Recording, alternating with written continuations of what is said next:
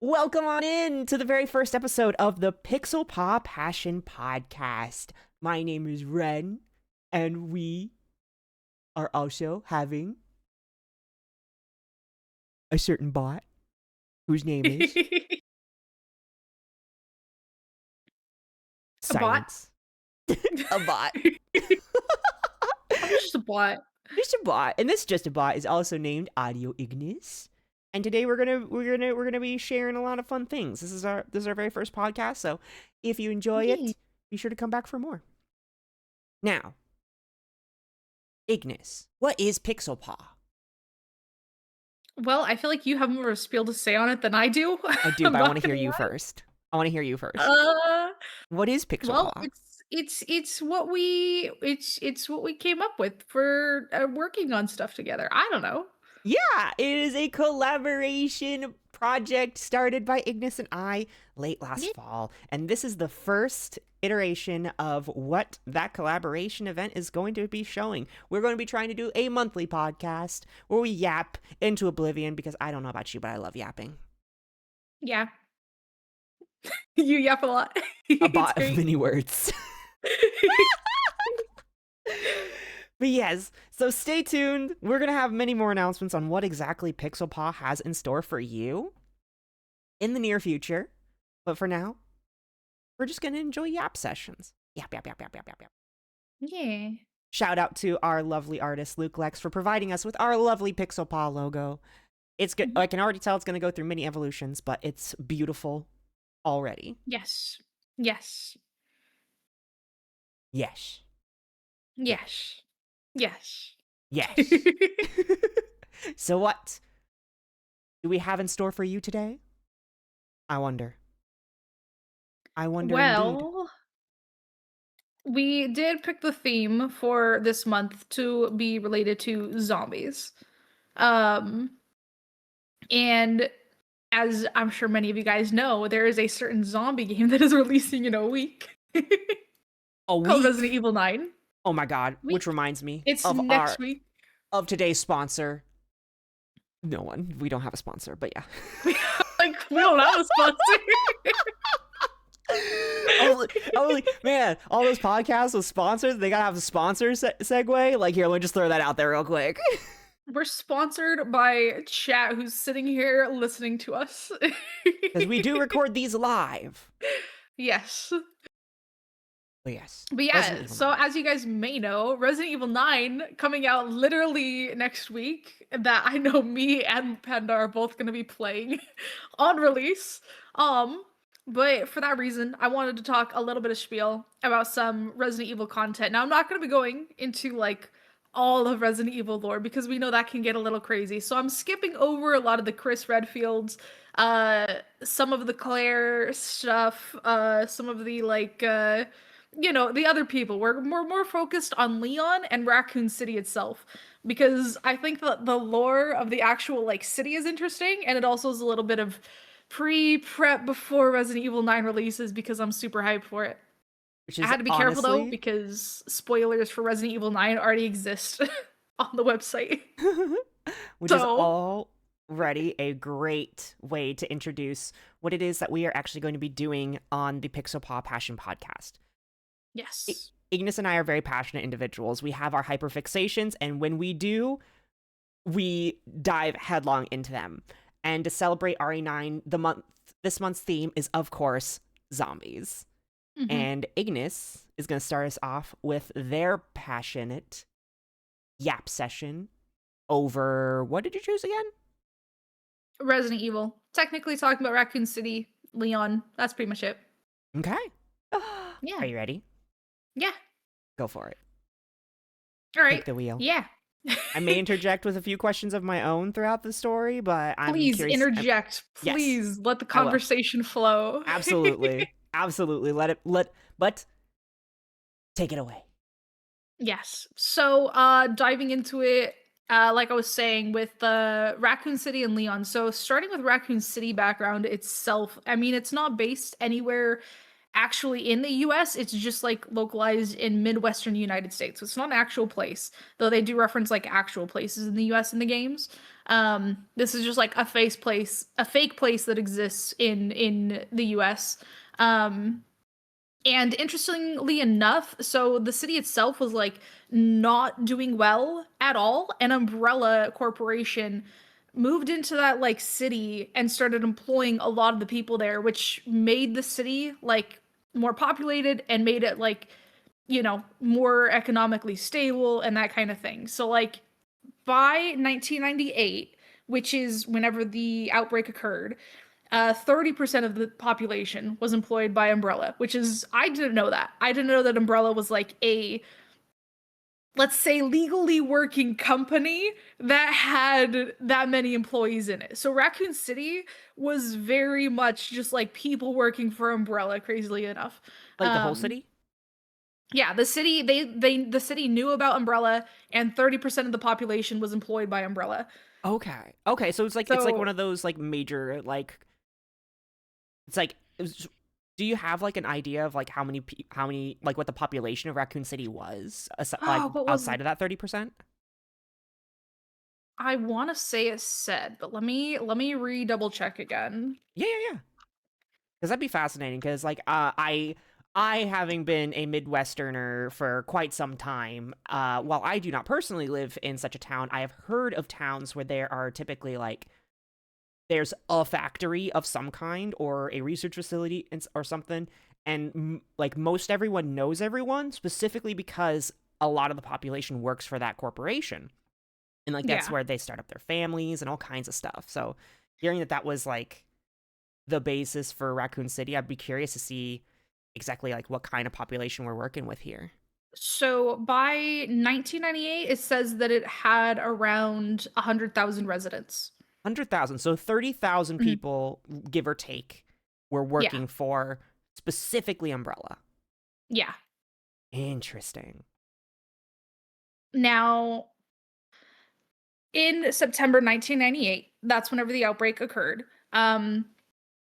And what became known as the Raccoon City incident, which was caused by the T virus. So the long build up to that took place with like Chris and with others as well. So like Raccoon City, around Raccoon City is actually where Chris Ace, no, hello, hello, thank you for subscribing. Sorry, little segue. That's okay. That's okay. um but so Chris, where Resident Evil 1 took place with Chris Redfield's, in the mansion, that was actually fairly close to Raccoon City. That's where one of the people who kind of started with some of the murder cases that were happening in Raccoon City before the incident took place. Um, there were like murders happening around the area, and they like people knew of cannibalistic murders, which were the zombies going and eating people. Um, and they were just happening in like a mountain range near the area. The mountain range was the Arklay Mountains, but it was unsolved. Nobody knew like what was happening or anything like that. But a lot of the population of Raccoon City knew about these like cannibalistic murders taking place. Um, they just didn't know it was Umbrella that was the ones conducting these murders, basically. Okay, But so then, wait, I have a quick question. yeah, go for it.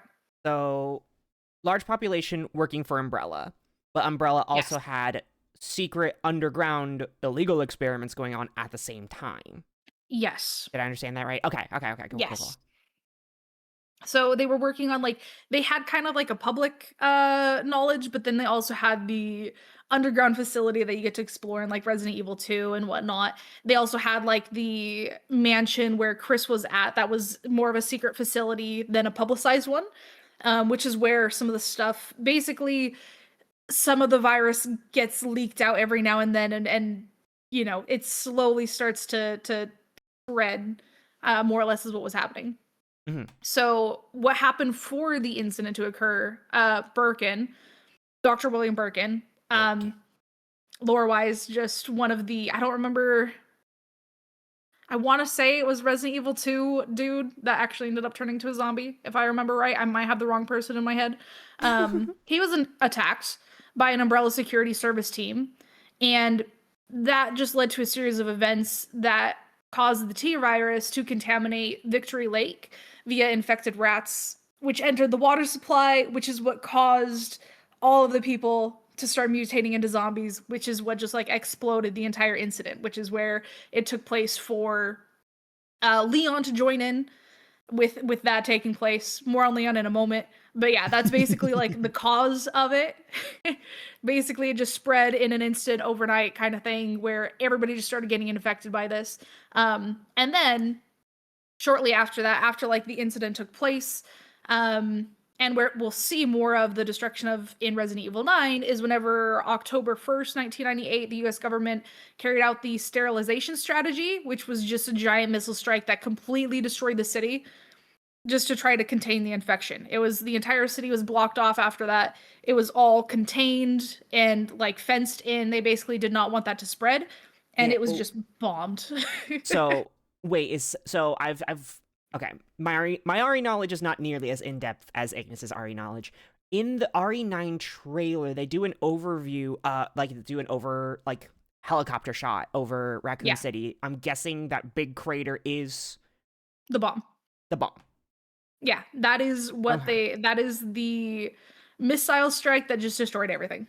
Yeah. To Except, try to sterilize it. And not all of the people were happy that the president decided to do that. They're like, oh why would you just man, destroy a city like that? But the US government did have some knowledge of like, oh yeah, no, this America. is a virus because the US government was working a little bit with Umbrella. Okay. Um and yeah. So because of that, they didn't want, people to know that they're creating these zombies outbreaks and they're working with Umbrella Corporation. Um because Just an Operation Scorched Earth militaristic type things thing. like that. Yeah, Okay.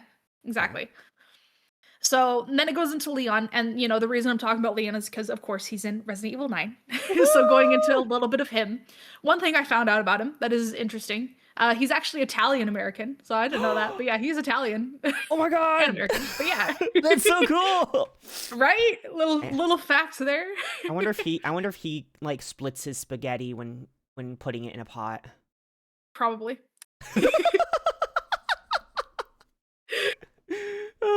I know I just triggered so many people. Right? If only the Italian was here. But anyway. If only our resident Italian was here. Right? So now I don't know if this is technically true for after the events that took place in Resident Evil 6, but I know that he was working as a federal agent for the Division of Security Operations, which is a counterterrorism agency that is directly working under the president. Now I'll say why I'm not sure if he's still working for that from RE6, but that's we're not quite there yet. That's what he is currently TBD. doing. Do what? Yeah, TBD. Yeah, yeah, TBD. yeah. TBD next week. TBD next week at the time of this recording. Well, not next week, but like I'll talk about RE6, but we got to go in order. You know what I mean? Gotta go in order. I'm getting ahead of myself. I see. Yeah, yeah, yeah. Not RE9 yet, but uh, Okay. so Leon started out. Ooh. I didn't know this, but his family was tied to a lot of crimes whenever he was a kid. So much so that it led to him being orphaned because his entire family was killed off. I didn't know that. Oh my god. So, yeah, but he did survive. And because of the police officer that saved him, that inspired him to go and become a police officer. Um, which is why, he wanted to join the RPD in RE2. So at 21, he graduated from the police academy and he requested the assignment in Raccoon City because of the unsolved murder cases around the mountains. Speaking of the Italian. Oh, Sorry. wow. Hi, Luke. Okay. Yeah. So the this was the Raccoon City like disappearances that was like a well-known issue outside of Yeah, just it Raccoon was City. murder cases that were like happening. They were like aware of it. It was a situation that was happening for a long time, which dives more into like RE0, RE1 territory with like where Chris was investigating because they were trying to investigate the murders, and the mansion is what led to part of that knowledge with the murders Okay. that Chris was dealing with in Resident Evil 1. Because that was the mountain range that I'm pretty sure, at least anyway, if I remember reading it correctly, was where the murders were kind of stemming from, where they were kind of leaking out from, basically. It just got a lot worse. But yeah, so he was wanting to help solve the murder cases, basically. He was very interested in it. He wanted to, he's a very good person. He basically was just like, yeah, I want to help people like the police officer helped me. Like, that's basically it. He's just a good boy.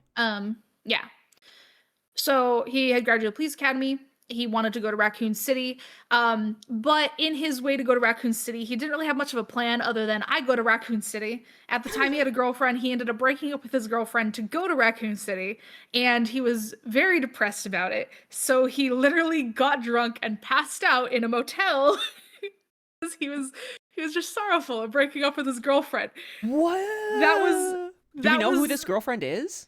no, Not at not a all. clue. They've never touched on this in the history of RE. No, just the fact that he broke up with his girlfriend, he passed out in a motel on his way to Raccoon City.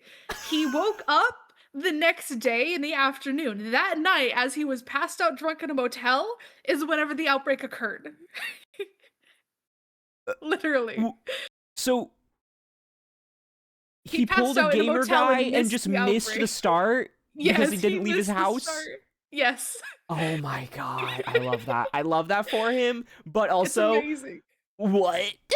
It's so funny. So yeah, so he got up the next day. He has a hangover. He's late for his job assignment to the RPD on his first day. So he starts heading over there. That's whenever like you see the RE2 events take place where he runs into Claire. You know, he goes to the gas station. He meets the people that they're all zombies. They drive over to the police station and they see that everything is overrun and crazy and everybody's like dead in the police station. He's just trying to get out of the city with Claire at that point. Meets Ada. All of RE2 takes place, right? Yeah. RE2, Resident Evil 2. After that, the government considered him like after he got out of the situation with Claire. So Claire went to go and continue because Claire is Claire Redfield and her brother is Chris Redfield. She was looking for Chris during all of this, right?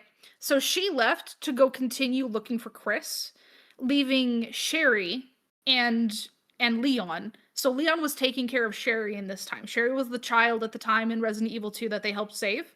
Wait, isn't Sherry a playable character in later games? Yes, as she grew up, yes. Interesting. So, Okay. if you don't know Sherry from Resident Evil 2, basically in RE2 she became infected and Claire ended up saving her from the infection. She got the cure for her. Her mother and stuff was just like gonna leave her for dead because she was infected, but Claire ended up saving her and with Leon got Sherry out of there. Sherry does grow up to continue with the Resident Evil stuff. You see her in RE6 is whenever she comes back, basically. But Claire left, like I said, to go and search for Chris, and that left Leon and Sherry. They were not happy with the fact that Leon knew everything that took place in Raccoon City because he had learned from Ada and from others, like just all of the experience of what happened there, that the US government was, you know, kind of associated with this outbreak, and they didn't want that information to get leaked. And so they basically said, if you want to keep this child and yourself alive, then you have to go and join the DSO, the Division of Security Operations, working directly under the president. So without any choice, literally, like they were like, you either die and also the child dies, or you go and work for the president. So he went and worked for the president. Wow. That what was options. literally, yeah. What amazing what options. Great options. Now, in that time, that is whenever he had met Krauser and trained with Krauser for a time. And then, you know, RE4 took place where he went to go and save Ashley in all of that situation. So that's why we go and save the president's daughter. That's why we go and, that's, yes, because he is working under the president directly. So he was sent to go and deal with it. He knew Raccoon City, so he knew some of the virus stuff going on already, which is why he was experienced enough to go and try to save Ashley from all of this situation. Resident Evil 4. Yep. And then it goes into Resident Evil 6, which we don't really talk about Resident Evil 6, but it's there. We don't talk about Bruno. Yeah. Resident Evil 6, that is whenever Sherry comes back. Sherry is also working for a different branch of the government. I don't remember which one. Not the one that Leon is working for. But Leon did, you know, save her, so there was a little bit of that reunion there. And in Resident Evil 6, spoiler alert, that is also whenever he kills the president because the president turned into a zombie. So now RE9 is taking place 11 years later. 11? From all of this. 11 years later, yeah. So I don't know exactly, this is what we're going to get to find out in Resident Evil 9, right? We're going to get to find out, like, who exactly he's working for, what's going on with, like, the president at that point, like, everything, all of the questions kind of leading up, and hopefully some more details on, like, what exactly happened in Raccoon City, just some more details of everything like that. So, Okay. yeah. Nice. That's my spiel, and I'm excited for RE9. Oh my god, I am so excited for RE9. Okay, okay. I can't wait. So That doesn't get into Grace or anything like that, but I was that gonna is say, like Leon. you didn't. Yeah, that's Now, Leon motherfucking Kennedy, yeah, that's Leon Kennedy. the Grace is a whole man nother many story. many people love. Yeah, Grace, like, because Grace is going to be introduced. She's like the new character, right, for Resident Evil. Honestly, I Mhm. feel like she's a little bit better than Ethan was, but that's just my personal opinion. I'm not a huge fan of Ethan. Grace is like Come at her in the the comments. daughter of, I want to say, you know what? Kiba is going to know the name. Kiba's going to know the name because this is from Outbreak. What is the name of the, um,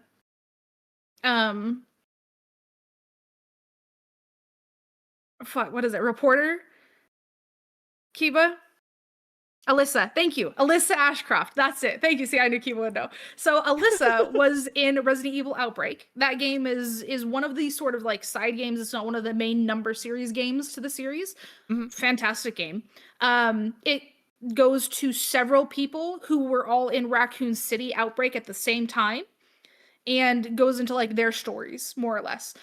It's a little bit interpretive on which story is whose. It just depends on who you play because it's very optional of like who you want to play based on like sort of like what stuff they have available to them. But there is, I'm pretty sure, a definitive like uh story for each of them, but I don't know in detail which ones they are. But she was basically a reporter that survived the outbreak in Raccoon City. Um, and that's whenever Resident Evil Outbreak, it kind of showed her story to it. Her daughter is Grace, who is Resident Evil Okay. 9. Yeah.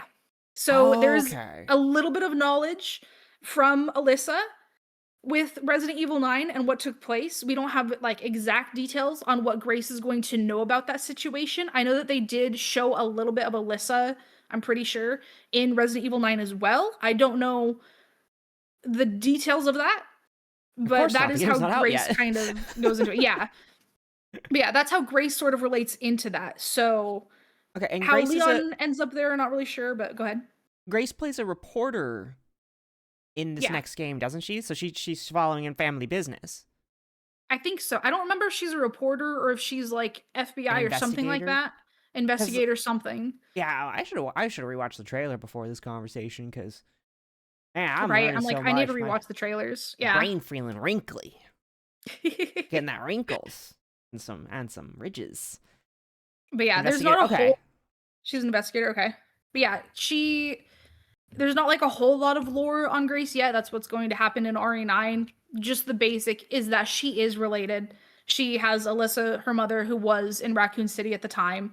So kind of a cool little niche thing there That is with very knowledge cool. for it. She's not just Because some random person. So for 7 and 8, Ethan was a brand new character, never before introduced in RE4. yeah, Ethan was brand new. Now, Brand new. if you get into lore with Ethan and why that took place instead of it going back to um Chris and Leon and that stuff is because it Mhm. was a different type of virus that was being explored. So it kind of makes sense that it was different for Ethan Okay. because they were being exposed to the molds. The mold is different than The the T virus. mold. The So mold is basically, different than the yeah, virus. the Okay. virus is spread. It started with bugs, it started with leeches, um, and it sort of developed from there. The mold was just a mold in a cave that took over people's minds That and darn cave mold yeah, at it again. yeah, yeah. Okay, okay. So we're probably not gonna. So it's safe to guess that we're not gonna see anything from like the events of RE7 and 8 within the realms of RE9. Like that's I gonna be like mean, off to the side for now. probably not. I think that's gonna be off to the side. You don't usually see too much crossover from Leon and Chris except for RE6. Um, Okay. and I feel like Chris was more intertwined with the 7 and 8 stuff going on.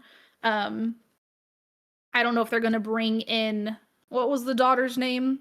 Rose. I don't know if they'll bring her into Yeah, play in that, because but I'm pretty sure it's more just going to focus on the telling of what happened to Raccoon City, and hopefully what I'm hoping for is some kind of conclusion between Ada and Leon, because they deserve a happy ending.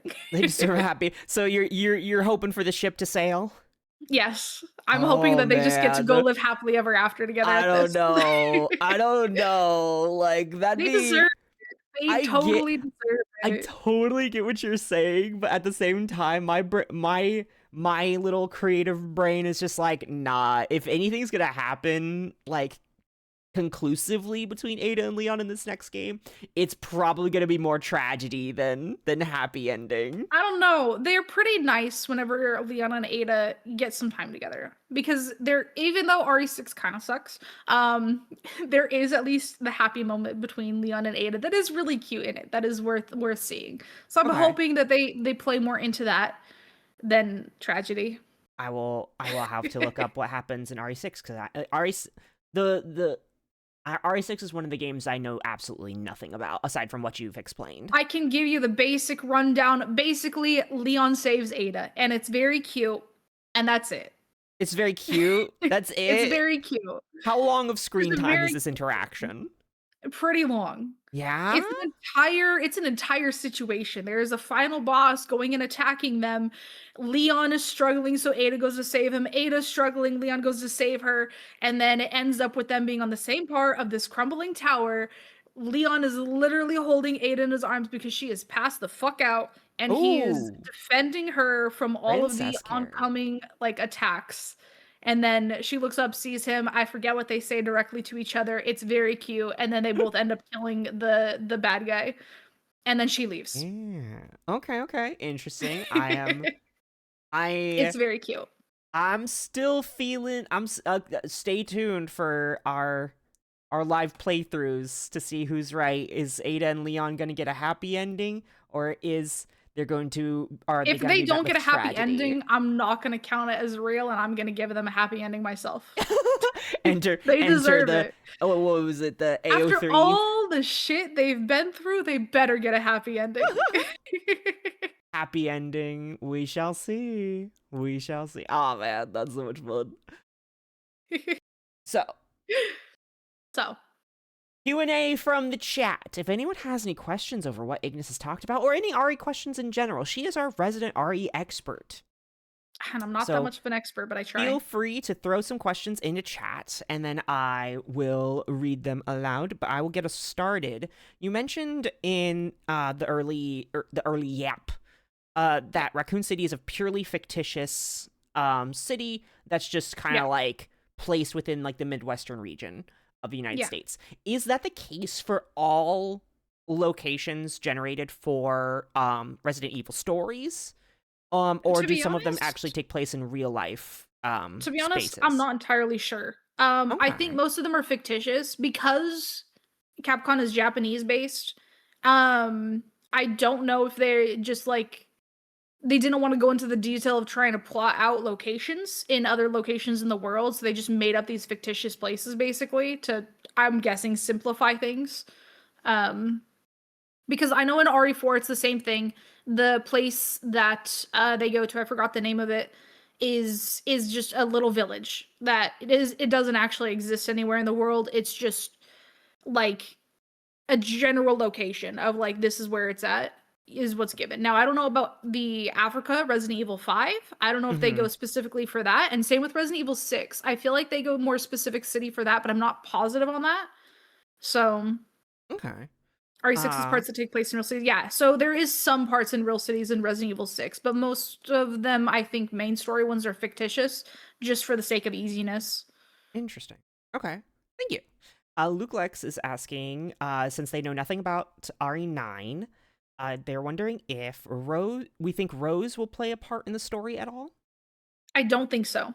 I don't know who Um, Rose is. Rose is Ethan's daughter that he saved in Resident Evil Oh, 8. She did have okay. her DLC, the Rose DLC, take place, but because the story is going to be centered around Grace and Leon, I don't think that Rose is going to be there. Rose didn't really have anything to do with Raccoon City or anything, so I don't think she's going to be in it, but never know. Maybe they'll throw her in. Yeah. And then Charles Darles is asking, wasn't the mold an inspiration for the founder of Umbrella? Yes and no. So they Ooh. Umbrella, so the Spencer is the founder of Umbrella. He had already known about like the T virus and the leeches before discovering the molds.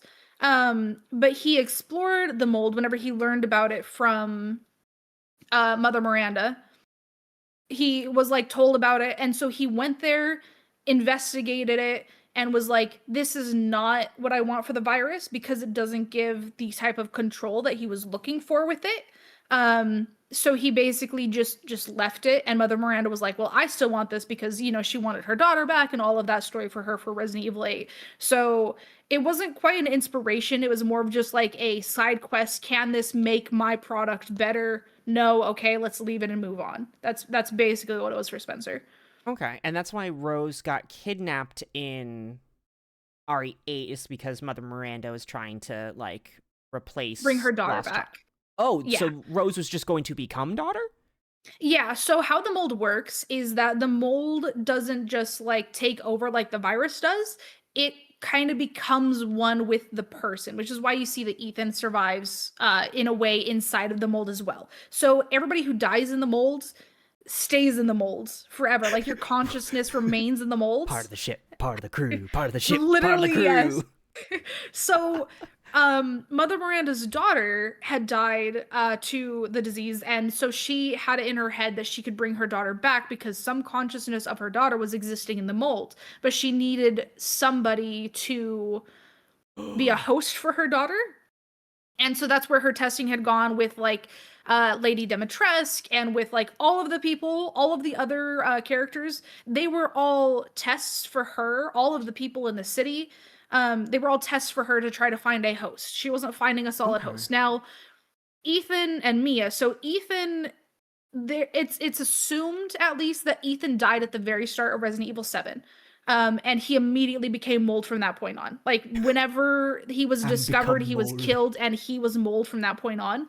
So he was able to have a daughter, Rose, who was literally half mold, basically. She's a half mold, half human baby, And that's why right? she's got powers. That's exactly why she has powers. She has a Interesting. connection to the mold that nobody else has, which is why Mother Miranda wanted her, which is why Mother Miranda went and staged herself as Mia and tried to take the baby and split her into parts to make her into her daughter again. And then Rose didn't, turn into the daughter. She just got to grow up. So all right, one more question from me specifically. Is Rose the first like main character-esque character we have in the RE series that has supernatural abilities? No. Oh. Um Who's the it first? it really depends. Okay. But literally, I think Leon has a little bit of the infection in him that changes stuff, but you really see it a lot from Sherry. So because Sherry in Resident Evil 2 became infected and cured. You also see it with Jill, the same kind of thing. But she became infected and cured. In Resident Evil 6, you get a full scene of her getting hit with debris from a plane crash. She has an entire shard of metal in her back. And she tells Jake to pull it out. Jake is like, no, you're crazy. That's going to kill you. Pulls it out, and then it just seals over. So, Whoa. yeah. So Sherry has that ability. She's not a zombie, but she has this regenerative ability that she kind of got from the virus itself. Wesker Okay. as well. If you look at Wesker, so Wesker is an interesting story because he Whiskers. um he was technically immune to the virus. Mhm. Okay. So, but he was infecting himself with the virus. That is what was giving him this insane power because he just continued injecting himself with this virus over and over. It was giving him like stronger power, stronger abilities. You basically see him as like Neo. He's got like super strength, super speed, all of that kind of Yeah. stuff. So, Wesker also had that kind of like superpower ability. The only thing is with like Wesker's constant, infection, it's what drove him to insanity because the T virus, it messes with the brain. And so it was messing with his mind, making him drive for power. He was no longer really thinking like a normal person. He was thinking virus, gain control, all that kind of stuff. Who only has 7 minutes to spare. Yes. Okay. Interesting. I'm curious to see how much farther Capcom is going to take Resident Evil supernatural abilities. Um just because I find that fascinating because for the most part Resident Evil feels like a game where they mostly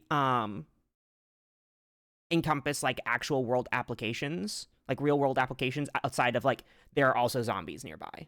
Like like I feel like having like superpowers has been outside of like the major scope of Resident Evil, and I'm curious to see how much farther they're gonna like peel back that envelope, especially like not just with like the super healing and like whiskers, but also with Ethan's daughter and how she's able to like fully manipulate like mold and stuff, like They really do explore crazy that, I think, a things. lot more with like Resident Evil 7 and 8 with the mold, because like with 7, right, the Baker family, they would cut off each other's arms or whatever and be fine. They would just regrow the arms.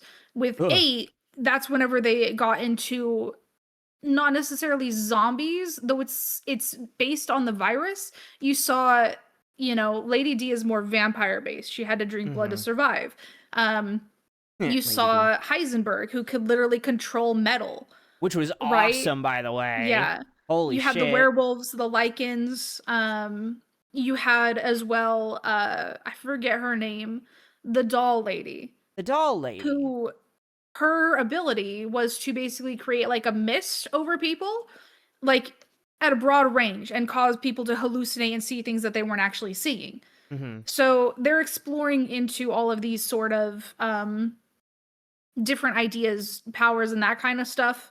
Going a little less into Bienvenido, thank you, that's it. Yes, Bella.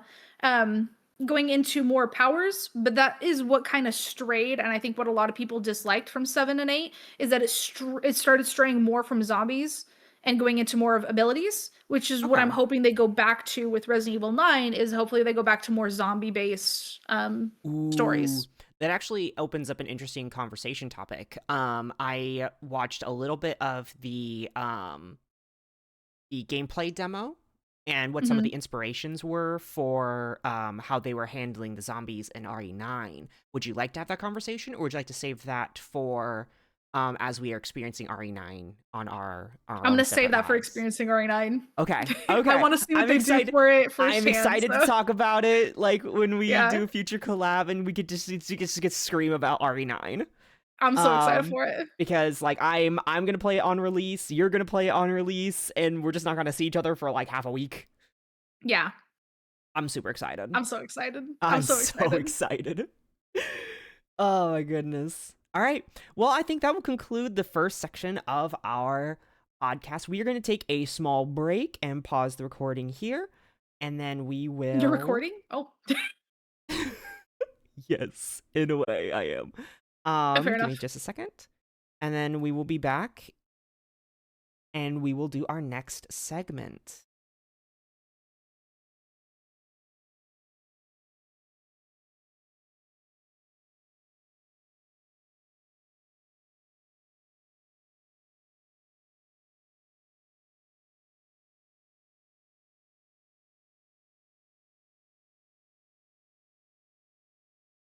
And we're back. And We're we're back. back. We're I'm back. kind of munching on some food, but we're back. We're back. What, what do you got for food? um, a rice cake. Let's go! Rice cakes! I fucking love rice Yeah, cakes, dude. these There's ones a are point in kind of here. mid. I'm not gonna lie. Yeah, It's well, fine. darn. Never mind. Darn mid rice cakes. We only like premium rice cakes in this subscription service. Like they're fine, but I just needed something. You know what I mean? For sure, for sure. Absolutely. Gotta get some food in your belly. Yeah. Chicken nuggets and french fries. Nice. Hell yeah. Hell yeah. All right. The next segment. I'm very excited. We are going to talk about video games and movies that are coming out in the next month that we are excited about. Yeah. Yeah. Hell yeah. Yeah. I am so excited. Because okay, I've been following the game for a long time. Uh-huh.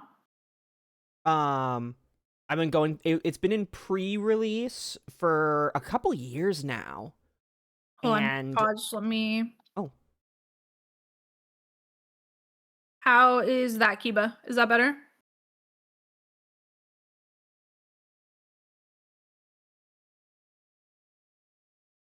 Or a little bit more?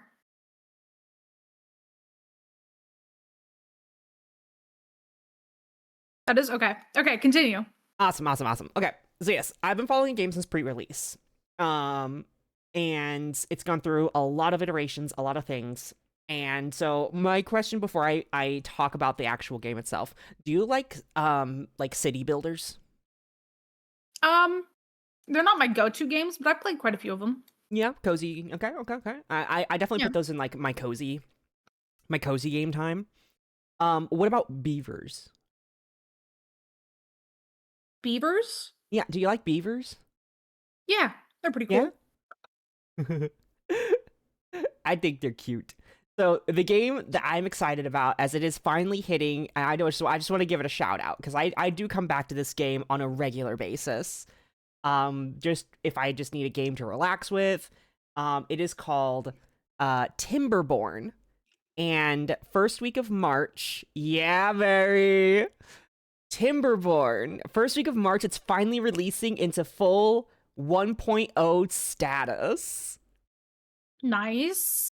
And it is just such a cute little game where you play as a bunch of beavers and you build like their homes, their city infrastructure, and the world that it takes place in.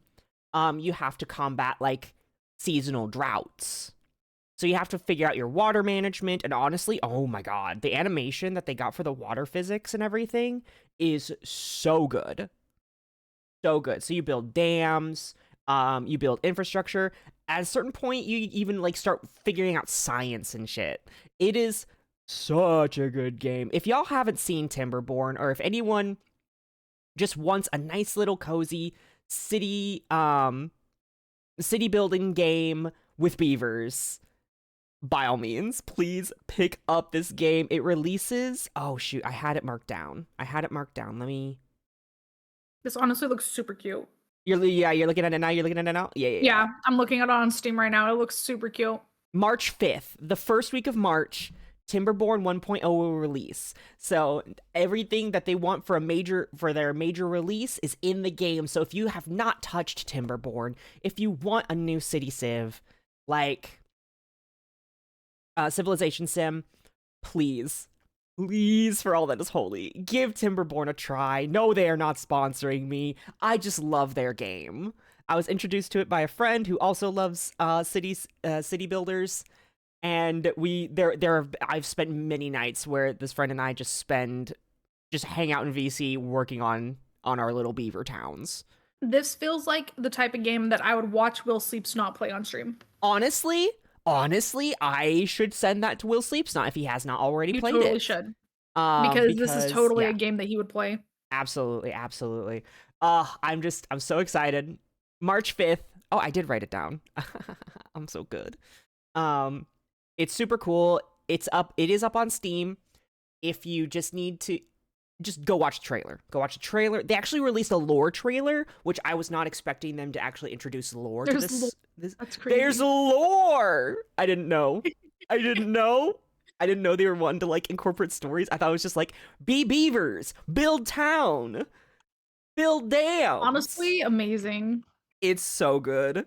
And it is pretty difficult actually. If you play it on just standard difficulty, it's hard, especially that getting established part, because you're out in the wasteland. You got a source of water from somewhere, and you're just trying to establish a space and enough resources to combat the first drought. It does get easier the longer you play, as long as your beavers survive. It's great. It's great. Nice. 10 out of 10. Highly recommend. Please check it out. You see, my only problem with those games is that usually my people don't survive. Are the beavers zombies? They're not. There are no zombie beavers, There are but bot I beavers, was gonna as I say there saw are in the different thing. factions, and I don't know what else they have planned. There are different factions of beavers. I don't know what else they have planned for the future of their beaver towns, but who knows? Who knows with these developers? I've loved all their changes, all their little quality of life achievements, and like they're just constantly making the game better. There are bot beavers. Yes, I love them. It's amazing. Yeah, yeah, That's a great one. I yeah. never heard of that one. Looks Yeah, good. Looks not a lot of fun. people have. I think it's an indie title for sure, for sure. Yeah. I definitely like I saw it on the list of upcoming games for full release, and I was just like, done, easy, Nice. easy. What about you? What are you excited for Um, next month? okay. So I've been following this game for a while. I saw somebody do a playthrough of the like what is it? The test of it. Just like a small snippet of it. Yeah. It's going to be released March 4th. So it is coming out fairly soon. It is called Nevergrave: The Witch and the Curse. It's just like a what is it? Metroidvania roguelite type game. But what's interesting with it, to me at least, is that you're not just playing the one character who is this cute little witch girl, but you also can play as her hat. You basically like I think it's like you possess different things in the game. Okay. It's just very interesting. So like as the hat, you can go and become other enemies and things like that to be able to fight. It's very interesting. It has a very interesting, I think, concept to it. I don't know like all of the inner details of it, but basically she just can possess enemies and use them to fight for her. And it's a really cute style. It looks like a really cute little game. It's just very like I think nicely designed. Um and I'm pretty sure you actually get to build in it. So it's got like its own little building section where you build like your Yeah, I'm watching the house up trailer and that kind now. of thing. Yeah. Oh my gosh, so it's like a So, mixture of like platform. It feels kind of mhm. like a mixture of like Hollow Knight meets Mario's Cap adventure thing meets Terraria. Yeah. That's kind of the vibes I'm getting here, and honestly, two out of those three games I absolutely adore. Yeah. So yeah, adding to my wish list. Done. It honestly looks so fun. And what I did see of it looked really cute. There's a lot to it. And it's also multiplayer, which is fun. So, yeah, up to 4 people. So what you're saying is we gonna play it? I would totally be down. Hell yes! Add it to the list, boys. Add it to the list, boys and ghouls. Most confusing description ever. Like that is it's hard to explain. You are a witch with a hat that can possess things and you fight. Picture Hollow Knight witch. Yep, there you go. Picture Hollow Knight Witch. Oh my god! It look. Oh man, the more screen caps I see on the Steam page, the more interesting it looks. It's just cute. It's just like a cute little game. March 4th, Good mark your fighting calendars, mechanics. add to your wish list. Run. We need, and it looks like this is another smaller development studio. What else have they worked on? Front side. Mario Hollow Knight and also Terraria. Yep. That's the best way to describe it, honestly. Look it up on Steam and you'll see it's like, yeah, that's accurate.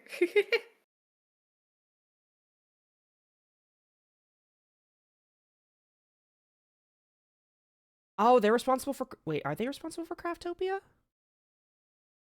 No, Pocket Pair Publishing. Okay, so yeah, it looks like a smaller developer working with Pocket Pair. And for those of us that are familiar with Pocket Pair, they're the ones who did Pal World, Ultra Kill, and a bunch of other really good titles. So this is like, Okay. yeah, Craftopia, a game called Cassette Boy. Like this is like, yeah. Yeah, I can get behind this. Hell yeah. Very exciting. Sorry, Pocket Pair didn't do Ultra Kill, but they've worked with Ultra Kill. Yeah. That's exciting. Yes. Very. Ooh. Ooh. Yes, I'm very excited. Oh yeah, two really good games. And I love how we also picked indie titles. Right? Like we just immediately gravitated towards these indie titles. Like it's not like, oh man, I'm excited for Super Ultra Kill 5 from Major Development Studio. No, it's like, yeah, support the indies. Let's go, let's go. Right? Yes. Honestly, like I don't know about you, but like indie games are where it's at right now. And it Honestly, has yeah. been for a while. Indie games know what we want. Indie games do what we desire for the most part. If an indie game made like the next Resident Evil, I'd absolutely play the heck out of it, and I'd be so excited. But I doubt an indie studio will ever get their hands on a Resident Evil title. Oh yeah, no, Resident Evil's full Capcom. Oh, for sure, for sure. So I'm like, am I excited for the AAA releases? Absolutely. Am I more excited about these indie titles? Yes. So things to look forward to. Hell yeah. And then on to movies. Movies. Shout out a movie you guys are excited about. In the meantime, I couldn't really find much for March releases. I know we're kind of in between like major title releases. Did you also have that issue when picking your film? Yeah, I didn't really find anything that I was super interested in what will release. So I'm going to what's already been released. Crimson Desert. I haven't heard of Crimson Desert. I have not either. Oh, it's a major title. Major title, Crimson Desert. Okay. Okay, okay. Nice. So the film that I picked is Hoppers, the next Pixar film. Interesting. Okay. I haven't heard of that one either. Have you seen the lizard meme? Yes. Lizard, lizard, lizard, Yes. I know lizard. that meme. Yeah. Yes, that is what it's from. And the film's finally Okay. releasing. So Okay. we're gonna get to see the lizard meme live in 4K. Nice. Surround sound theater action. Which That's honestly, great. the film looks super interesting. Basically the main character takes possession of like a hyper realistic little beaver bot, I think. Like their consciousness goes into the beaver bot, and then like they observe nature right in front of nature. Okay. It's like Interesting. yeah, I'm very curious to see what they're gonna go with it. Because Yeah. like first off, nice concept. I always love like when they do films in like nature's and focused in nature, like robots, not Yeah. robot, Wild Robot. That's it. Wild Yeah. Robot was Oh yeah, I great. love that one. That one was so good. Like when technology meets nature, it's always a really good story, and I'm very curious to see Mhm. what Hoppers is gonna do. Because like let's face it, major feature films have kind of been lax. Yeah, for Kind sure. of been unenthusiastic about a lot of feature films lately. Of course there are exceptions. Um, for the most part, like just looking at film economy, like looking at how films are being presented right now. A lot of the major titles, they do well. Of course they do. They're major titles. A lot of money goes into Yeah. advertising for them. But then you've got like sleepers like freaking Iron Lung that came out and it's just Amazing. Yeah. destroying the box office, which is awesome. So I'm curious. It's I'm curious. because it's actually good. It's actually good. Exactly. Like Yeah. I don't. I'm not. I find myself going back to older films lately Yeah. to get my film feels. You know, I haven't Mhm. really had the urge to go and see a new movie. Um, aside from like Iron Lung, which is not a major Yeah. studio. I've heard good things about Scream 7 though. Yeah, I was hearing good things about it. I don't know much about it, to be honest, but also horror movie, so I'm not gonna go. I'm not gonna go out of my way to Fair, watch it. fair, fair. Like we got Slay the Spire 2 in March. Yeah, I did see Slay the Spire 2 in March. Very What is exciting. that one? It's a video game. Oh, Video. okay. Yeah. Chat's talking about video games they're excited about. That's fair. Yeah. Well, yeah. And then I think I already know which one you wanted to talk about. We've already been talking about it. Iron Lung. That is the movie that I wanted to talk about because it's so good. Like just everything they did with it is honestly so impressive. It's for the fact that they filmed all in just like one room and yet it was still so engaging, kept you on the edge of your seat. Like it's just impressive what they managed to do with it. Created honestly an amazing film. So do The you story think itself is just good. Like it's just good. Go ahead. do you think that this might like do you think we'll have like a shift in Hollywood with cuz they've already like I don't know if you've seen the articles, but they like the movie charts have Mhm. already like tried removing Iron Lung from showing how much of a success it's been. Yeah. Um of course putting him back on there. Just they're trying like I've seen articles where higher ups in the entertainment industry are trying to like bury Markiplier's work and his Mhm. achievement. But of course, well, the fans ain't gonna allow that shit, and so we've been No, seeing of course not. a little bit more of Markiplier in the limelight. Mhm. Do you think that because of not only like the success, but also the backlash and reaction to how entertainment is treating such a success, do you think that we might actually see some change? Like, not anytime soon, but like, do you think there's going to be that there's now a shift in um, long form entertainment that we might be able to, like, are we witnessing history? Is what I'm asking.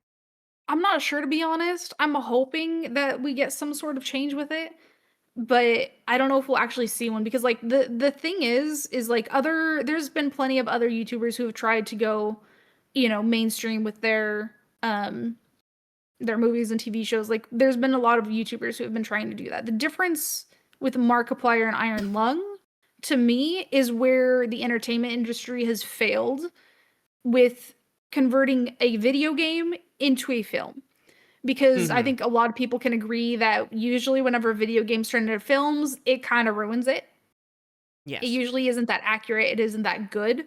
But whenever it is whenever the fans truly enjoy it. I think you see that with like Fallout as one of the few. I've heard good things about Last of Us. I feel like it sounds like they stayed more close to it. I don't know myself personally because I haven't watched it, but with Iron Lung, they stayed accurate to the video game. Um, they stayed very accurate to it. You know what I mean? And I think that's where a lot of people appreciate it because it's more of a passion project. Mm-hmm. And it's just more accurate to it versus a lot of mainstream ones where they'll take a video game, a broad concept, and then change everything about it. So hopefully there's a shift in that kind of sense. I don't know if it's going to change a ton of like media, but it might change some of the films that we're seeing. Yeah, with you mentioned The Last of Us and Fallout. Those have Hmm. always the I feel like Iron Lung came out at like the perfect time I because we've agree. been seeing successes with video game adaptations. Are they true to the story? I don't know. I've never seen the Last of Us television series. I've never seen Fallout television series. I kind of want to just because like, you know, we work Fallout in I the game recommend. industry basically. Yeah. We work in tandem with the games industry. Um and so now we have not only a prolific YouTuber, but also a from what you've described, a fairly amazing adaptation of the actual game itself. Hmm.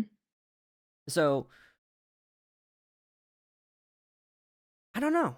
I don't know. It's hard. It's hard to point out because like you're right. Video game adaptation of films. Don't talk to me about the Monster Hunter movie. It doesn't exist. Don't talk Yeah. to me about the Resident Evil movies. They don't Oh my exist. gosh. They're not real. Yeah. And like it's I would like to see more change for the better. Same. I would like to see more change for the better. Um like one of the only major studio film that I know did better, but again, it's all like the only video game films that I've seen that have done well have done their own stories or continued stories that already exist with more lore. Yeah. For example, like Final Fantasy Advent Children. Final Never Fantasy seen it. VII. You've never seen it? No. Dang. You know what? I deserve this. I deserve this. And you know why. Um, Yes. I deserve this. I know exactly why. Yeah, you do. But Final Fantasy VII Advent Children takes place after the events of Final Fantasy VII. Mm-hmm. And it is a good film on its own. And I've seen people that have gone to see Advent Children who have never even touched Final Fantasy VII. I was actually one of those people at a certain point. Of course, I've gone Mm-hmm. back and played Final Fantasy VII and Final Fantasy VII Crisis Core. And the movie is great. I love it. The animation is mwah. The story is a little much to be desired, but for what they did with it, it was still a good film. Now, this happened like years ago, like old, Yeah. back when grass was green and dirt was new. And then, like, of course, like the Sonic the Hedgehog movie. Mm-hmm. Say what you want about it, I think they're good. I think I they're feel good like the films. Sonic movie did well. It's its own story, and because they listened to the community is what really I wouldn't even pushed say it to they be listened to the good. community. The community bullied them too hard. Yeah. The community bullied them into making it work. The legendary Sony bully of Sonic the Hedgehog. God, I loved watching that happen in I real love that. time. Right? Same. It was Legendary. like now don't get me wrong, I do not support bullying, but the fact that the community at large was able to like be loud and proud enough about Sonic the Mm-hmm. Hedgehog to get them to fix the mistake that they made, if you know, you know. Yeah. Like, you know what? Good on us. Cursed. Yeah. Cursed. Oh So my cursed. god, I'm gonna have nightmares now because of it, because I remember what it looks like. Right? But But see, I yeah. feel like that is a good example though of exactly what I'm talking about with how they take a concept, but they don't understand it. They don't care about it. They just want to make money off of it, right? Ooh, yeah. And That reminds me of like The that Witcher. is where the difference with like, yeah, The Witcher The versus Iron Witcher. Lung, where it's such a passion project that they wanted to stay true to the story so much. That's Mm-hmm. where it really differs. Witcher, I don't think it did well. Witcher. Okay, so Witcher had a lot of. I've actually looked into a little bit of The Witcher, and its production quality. Henry Mhm. Cavill is like huge, huge Witcher fan. He reads the books, he plays the games, and his Yeah. adaptation of Geralt was actually really, really good. Of course, because like he's stupid Mhm. passionate about the project. And there was a lot of back and forth between him and the producers in the writing room because he was trying to help keep things true to the Witcher narrative, but they were Yeah. fighting him against that. And I think that's honestly part Mhm. of the major difference between Iron Lung and projects like The Witcher. It's Yeah. because they are beholden to major corporations, beholden Mhm. to like the producers, the investors, etc., etc. Whereas Yeah. Markiplier, thank Evans, kept it in house. Yeah. I'd be curious to see if we're going to see more bold attempts at independent adaptation films. I hope we do, I hope so too. because there's some really good films like that. Like, I do remember one that was an independent film, and it released for a short time, but it turned out really, really good. It was a Penguin movie. It came out a few years ago, and honestly, I wish that one would have done better than it had done in theaters because it was just independent group, funding it, making this really cute story from it, but, like, it was a better movie than a lot of the stuff that the mainstream produces. Right. So I feel like thanks to Markiplier, we might start seeing more another push in independent film development. Because back Yeah. when YouTube first started, a lot of independent groups would try and like make their own little feature flicks. And of course, film Yeah. students will make their own little feature flicks. But Mhm. they'd be working within the confines of like student budget. But Yeah. now that we've seen major success with a big VTuber, not VTuber, oh my god. Mhm. Imagine if Markiplier became a VTuber, but a famous Imagine. YouTuber. Yeah. Maybe we'll see people being willing to give a chance to like smaller studios and like GoFundMe's and things, and seeing like Yeah. if his momentum can propel more creativity going forward. I would love to see it. I would Same. I love to would love see to it. see that. Oh my gosh. What a great conversation that was. Right? Oh my god, I know we added in that segment to just kind of like, you know what, like let's add it here and see what happens. That was that was It's a awesome. good conversation though. It is a great conversation. I loved that. Loved Should we that. be adding, this is a side note, should we be adding like a Q&A at the end of like this kind of thing as well? You know what? Let's just give it a shot. It's our first episode. Why not? Like, Yeah. let's just hit up the comments. Let's just hit up the chat Yeah. real quick and see what people are talking Yeah. about. Like, See, Seven Sky Cuba is just like Tomb Raider movie. The first one was also correct, not the best, but correct. Oh, that reminds me. Didn't I had never seen that one. Tom Holland was in a was in a video game adaptation film. What was that? No clue. Oh, does anyone in chat remember that? Oh, it's not Far Cry. Heavens, no, it's not Far Cry. Uncharted? Uncharted. Did you see that? I did not. I didn't even know that was a movie. Yeah, anyone in chat go and see Uncharted? I saw Uncharted. I had a friend Was that it was good? obsessed with Uncharted. I Was it enjoyed it. It was a good accurate? ride. It was a good ride. I've never played Uncharted, so I don't know if it holds true to the story, but Gotcha. I don't think it does. Now that I'm thinking back on the film, I don't think it holds exact to the story. Yeah. But I think the spirit was there in certain ways, but we'll see what chat says. I fear that they will take the wrong lesson and just put popular YouTubes into movies instead of letting artists do their thing. Ooh, that is Yeah. actually a really good comment from Charles Darles. Yeah. That because dang, you're so right. There is probably a chance, because the last time we saw a lot of major YouTubers in a movie was Free Guy. Mm-hmm. Free. Which honestly, great movie. Loved that Great movie. Yeah. But they're like the famous streamers were kind of like more of a They were gimmick kind of than a a side highlight. thing. Yeah. Yeah, it They was weren't more of like, a gimmick. it wasn't the main character as a YouTuber. Yeah. The Uncharted movie was a prequel, was it? Games are The better games though. are so Oh, for good. sure. Oh I yeah. love the games. I've never played them. They're fun. They're very fun. Think of it kind of similar to Tomb Raider, I would say. Just a different character, different story, different reasons. So. Ah, yes. Tomb Raider. Raiding them tombs. You've never played Tomb Raider, have you? Will I be judged if I say no? Yes. Yarr! I don't want to be No judged. Tomb Raider, no Uncharted. Oh my god. Bruh, look, I didn't start playing video games until PlayStation 2 Kingdom Hearts. That was my first major title. That's fair. I mean, Resident Evil 5 was my first major title. Oh my so. god, if Disney ever did a film adaptation of Kingdom Hearts, I fear for the world. That'd be crazy, honestly. I fear for the world. Yeah, execs seem to be allergic to just letting artists do their thing. This is where my knowledge of the industry is lacking. But I do see what you're saying. I do see what you're saying. RE5 mentioned. RE5?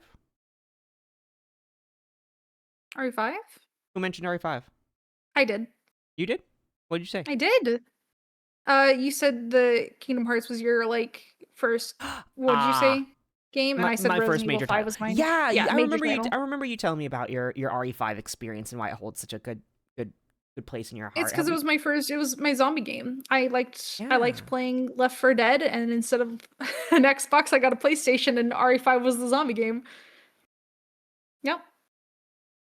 A Kingdom Hearts movie would either be amazing or terrible. Honestly, I wouldn't make it a movie.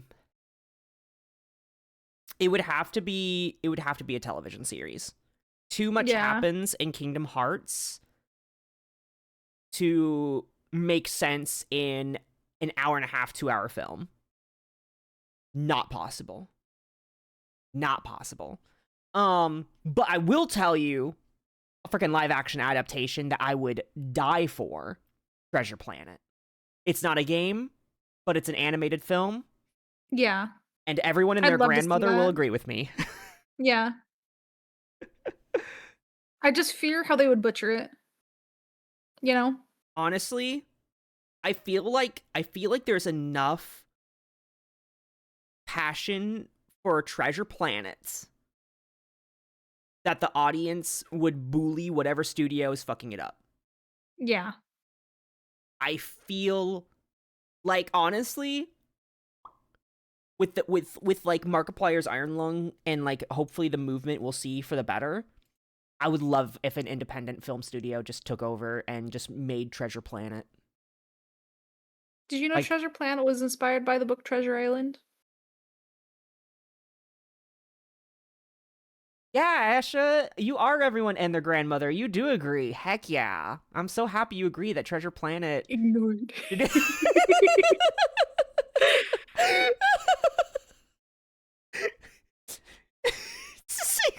I see you just don't want to talk about the book Treasure Island. I see how I've it is. never read the book. It's so good. It's actually I a know. really good one. I really do enjoy that book, honestly.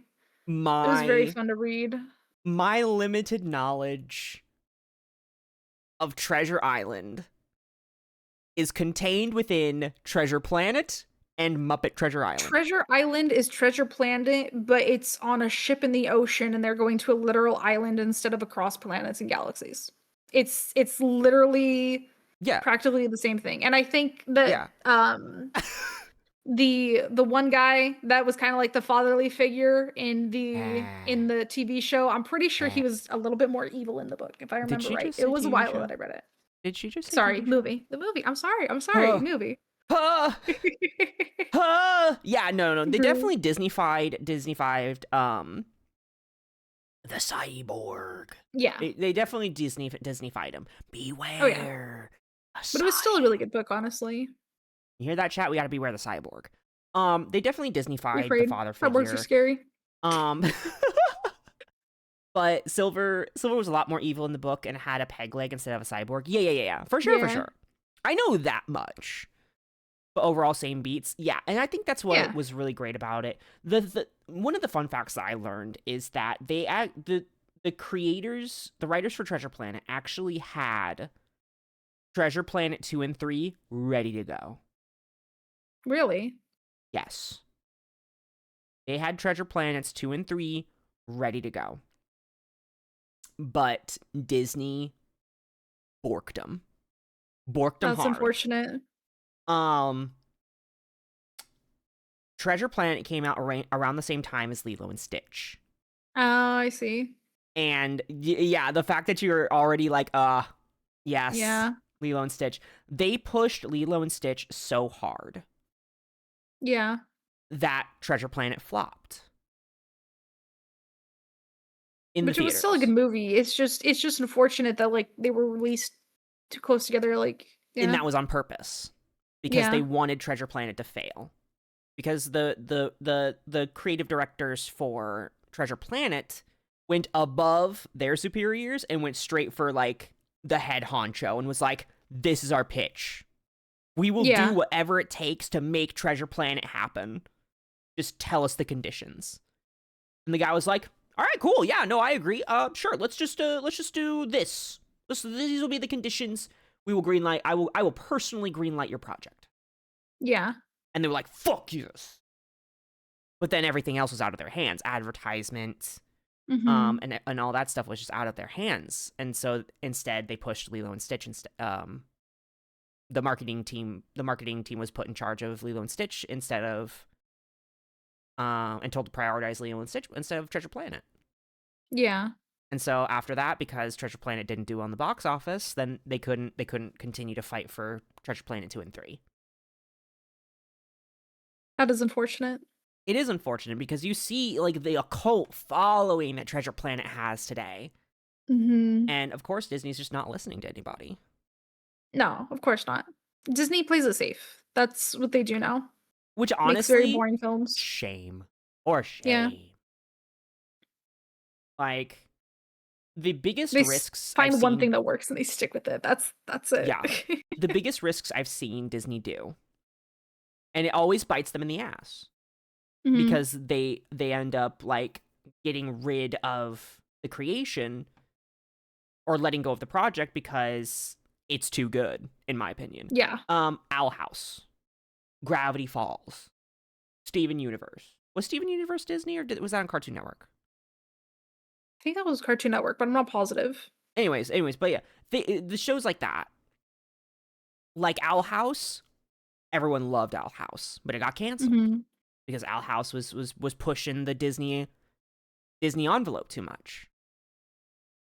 But now they're coming out with a freaking comic book that takes place after the events of them. I'm so excited. I'm so excited.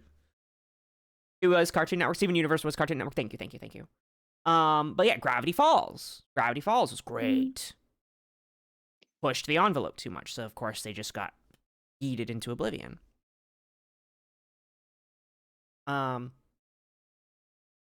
Which is Disney's a shame. been flopping for a while, honestly. Honestly, yeah.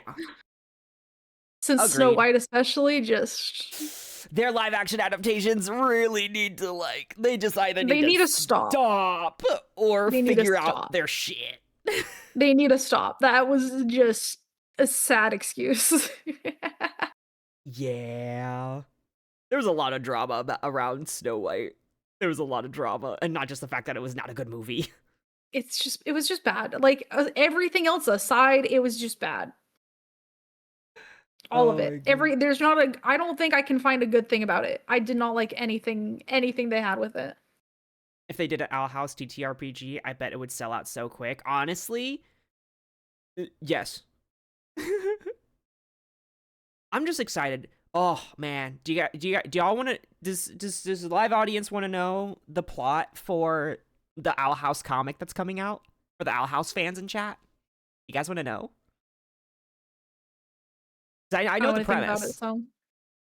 I know the premise. Do we have any Owl House fans besides me in chat? I fucking love Owl House. Shout out to the Owl House fans. Seems like Mary is. Yeah. Mary? Yeah.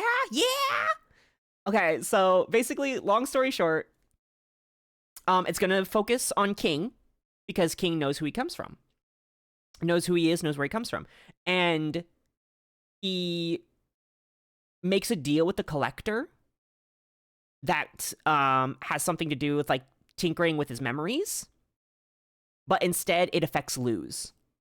And so the comic is going to follow the story of King and the Collector trying to correct their mistake while helping Luz navigate her lost memories. Interesting. Yes.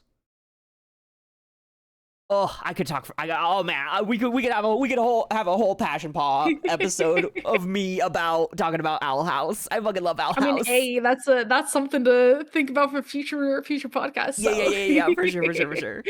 I've never seen Owl House, y'all. Okay. I'm just gonna. We gotta move on. We gotta move on. I'm gonna lose it if I start talking about Owl House now. We gotta save that. Gotta save that baby. Save that one. Save that one for a yap. Yep. Luz losing her memory hits hard. I know, Mary. I know. Also, hi, El God, why? We're filming a podcast. We love you. Hi. Hi, Artie as well. Okay. My turn to yap. Yes. My yapping is actually a little bit more of a back and forth because what I've decided to yap about is zombies in anime. Okay. Because like zombies and vampires, honestly, not very traditional. Yeah. Not like they are and they aren't. There's some I've found a couple of zombie titles, but I've also realized a lot of characters in anime are considered zombies that aren't really zombies. And yeah, it's super I can interesting. picture that. I mean, it gets down probably more to like what is the baseline of what a zombie is, right? And so I've actually found I found 3 categories. And you get to pick the first one that you think is the most you feel is what you value in zombies the most. Okay. So, first category is zombies as the main character. And I have 2 animes for each. Okay. Second category is zombies that are literally just background noise. Don't serve a purpose. they exist and it happens, therefore, sure, Okay. zombie anime. And then, of course, where the zombies are actually like the driving antagonistic force, like survive the zombies. Mhm. I would Which say like, or go ahead. no, no, go ahead. I was just gonna say my favorite, like, of all of those is definitely the third one. Having them being the driving antagonistic force. Like that is to me where it really differentiates like a good zombie film, book, whatever, compared to a not good one. And a good example of that is like The Walking Dead, where the first season, the zombies were the biggest problem. And Mm-hmm. then they developed into character drama, and the zombies became less and less important. And it just kind of killed it for me because it was no longer about the zombies. It was more about the political drama versus like the Exactly. actual antagonistic force that made The Walking Dead amazing. Exactly. And that's Oh, where like that's why I think like having the zombies being the base, like the main driver of everything is what makes it good for zombies. Now having the main character being a zombie also can be really good.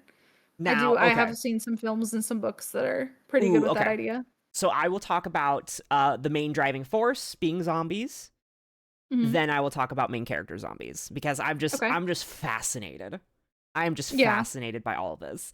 So, how do you feel about fan service? Um I mean, if they put it into a show, then they put it in. I don't really care either way. That's fair. That's fair. Okay, so no real opinions. Yeah. Uh So for any major anime fans out there, when I say fan service and zombies, I can probably guess the title that you're going to think of. And that title would be High School of the Dead. Have you heard of High School of the Dead? I think I have. What do you, could you describe what you think you have heard about it? I don't honestly know very much about it. I mean, I'm Oh my pretty sure it god. was like I feel like I watched briefly a bit of like a clip of it, but just I mean zombies in high school. That's all I really know. There is a very famous clip in High School of the Dead. Yep. and, and Charles in the chat knows exactly where I'm going with this. So High School of the Dead is, of course, this is like the most zombie adaptation that you could probably get in any media form.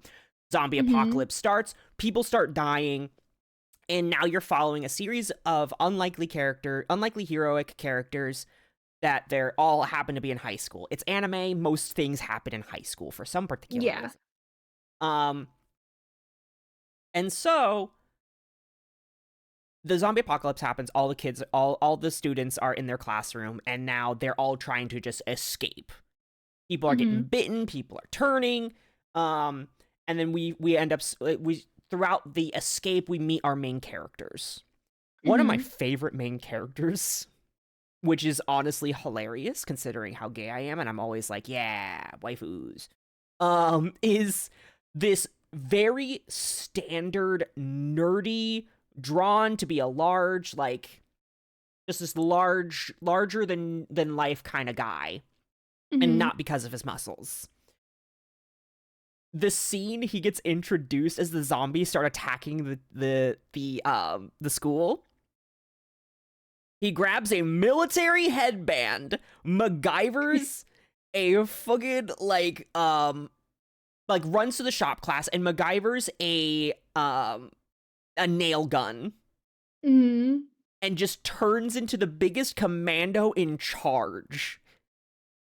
And I believe his line was, "Finally, my time has come." And this is one of our Amazing. main characters. Hell yeah. That's the kind of person that just you want to stick with in a zombie apocalypse, sounds like. Exactly. And one of the characters actually does that. One of the other main characters, she is seemingly his love interest, potentially, like Mhm. begrudgingly at first, but slowly like, oh, he's actually a good guy who's also a Yeah. gun nut and has been apparently preparing for the zombie apocalypse this entire time. Hell yeah.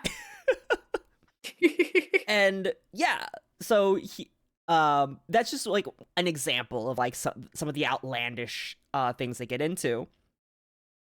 And one of the things I will say about High School of the Dead, outside of just like the obscene fan service, and yes, I will be talking about the scene here in a little bit.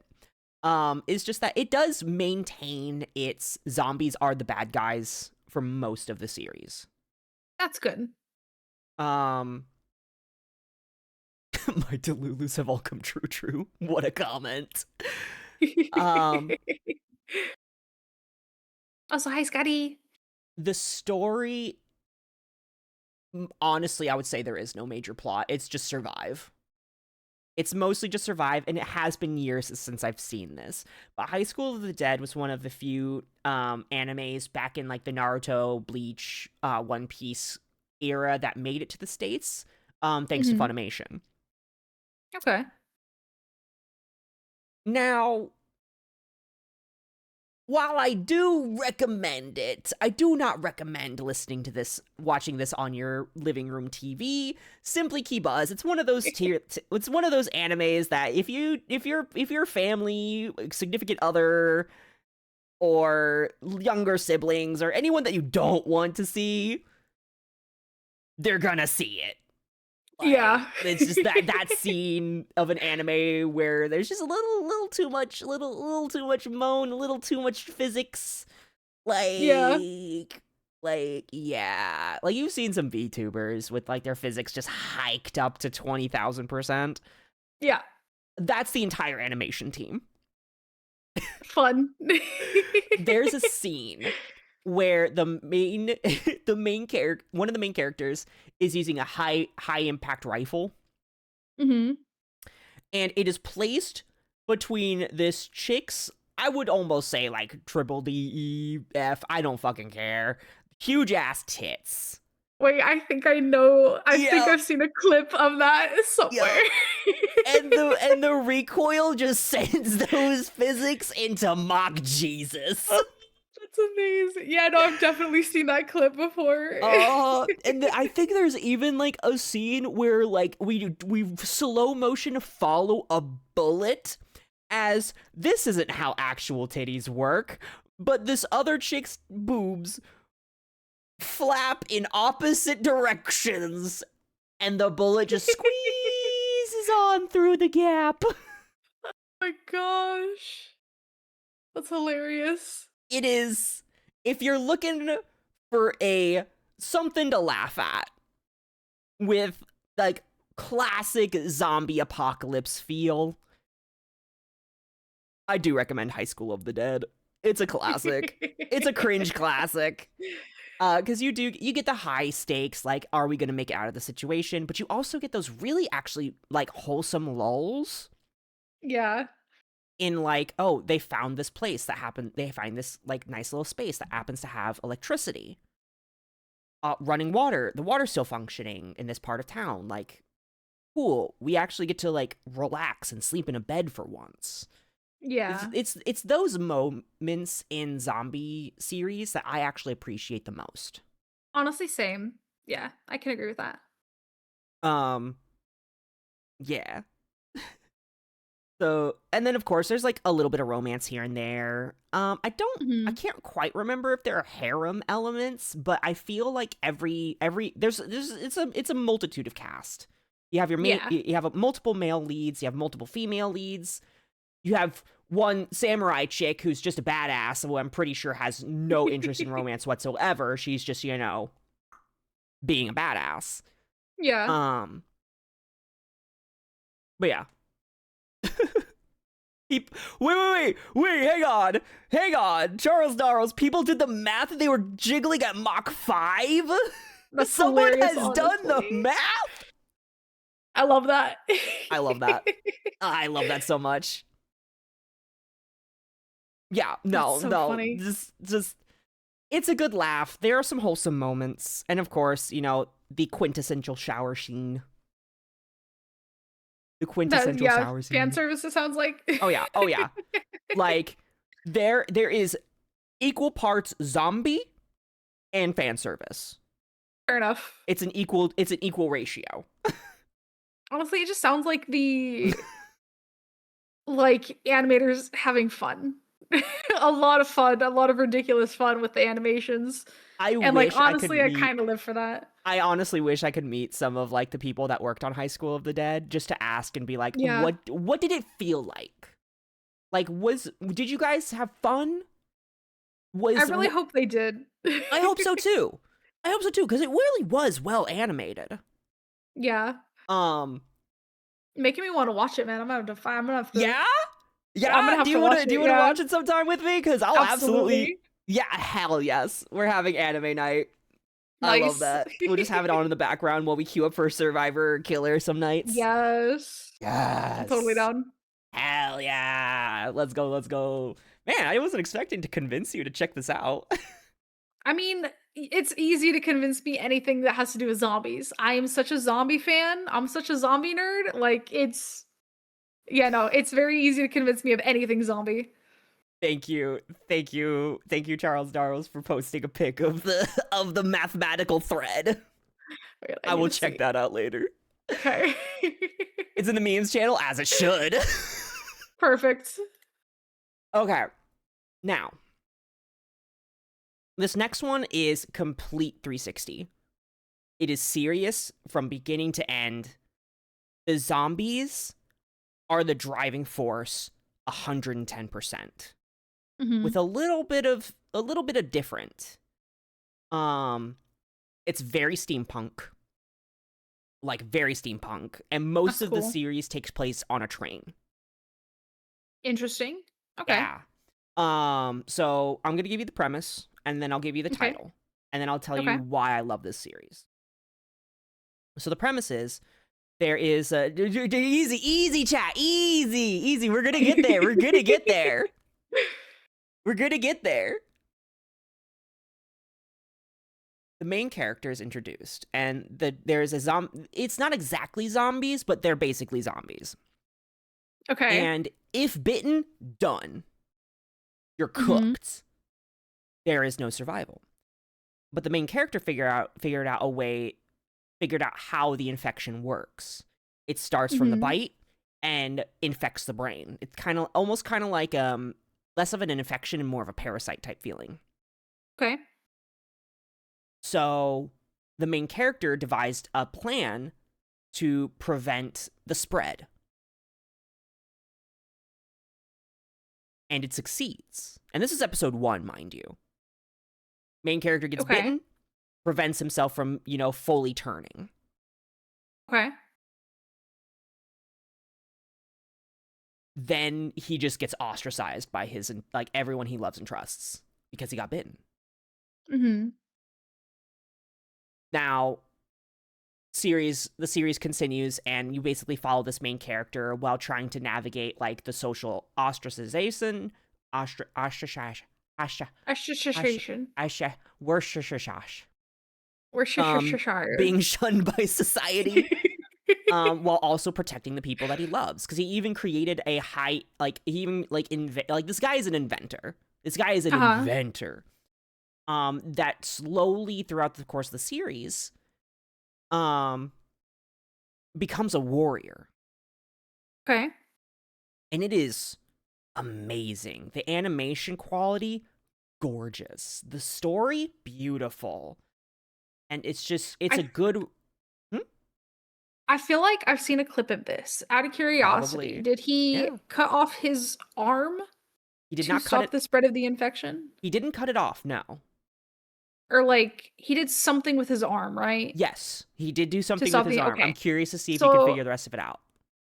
I watched a brief clip of it on YouTube Shorts at one point. I just remember thinking of that clip, and whenever you said steampunk, it reminds me of that. Yep. So I know in general what you're talking about, but I don't even remember seeing the zombies or anything with it or any story outside of it. It was just that clip. Yes. Yep. So yeah, he basically cuts off the circulation to his arm, and basically he cuts off the circulation to his arm, his neck, Mhm. any linking part of his body that leads to his brain. He just cuts off Mhm. circulation for a period of time. Gotcha. And because he did it so hastily, these bindings basically are stuck to his body. He can't take them off anymore. Okay. Um, and so yes, a lot of chat is already picking up what I'm putting down. It is called Cabaneri of the Iron Fortress. It is a shorter series. But Sure, it's good. it is beginning to end a great ride. I would definitely check it out. It sounds really good. Like, you want to watch something hilarious? Watch High School of the Dead. You want to watch a gripping narrative with, like, all the good things that come with a zombie series. Cabaneri of the Iron Fortress. Both. Both is good. Both is good. Both is good. Yes. I was very much in the same boat you were. It took a while for Cabaneri and Iron Fortress to come to the States. So Mhm. I had seen clips of it and was lost to the ether.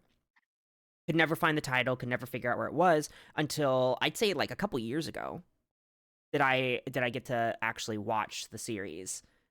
And like to this day it's one of my favorites. It's on my list of favorite series to watch. I would definitely check it out. Oh, man.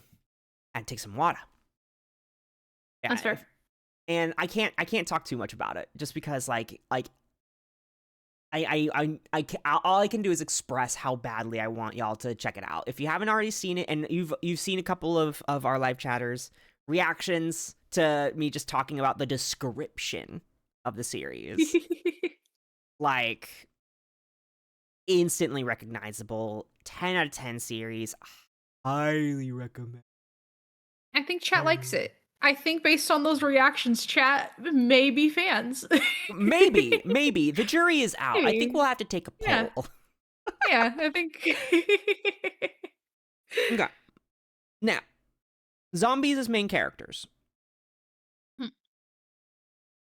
This one fascinated me that they are considered zombies because it's not an infection and it cannot be spread.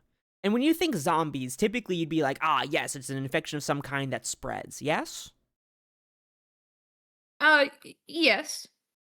I hear a but in your voice. It just depends on the zombie. Fair. The zombie and the virus. It all depends. Fair. But in general, that's I would say a majority of them, so yeah. Okay. So I do not quite agree with this statement,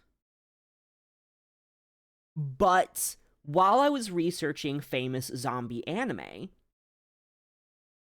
Tokyo Ghoul came up. Oh yeah, I've seen the comparison of that to being Being uh zombie-esque. zombie. Yeah.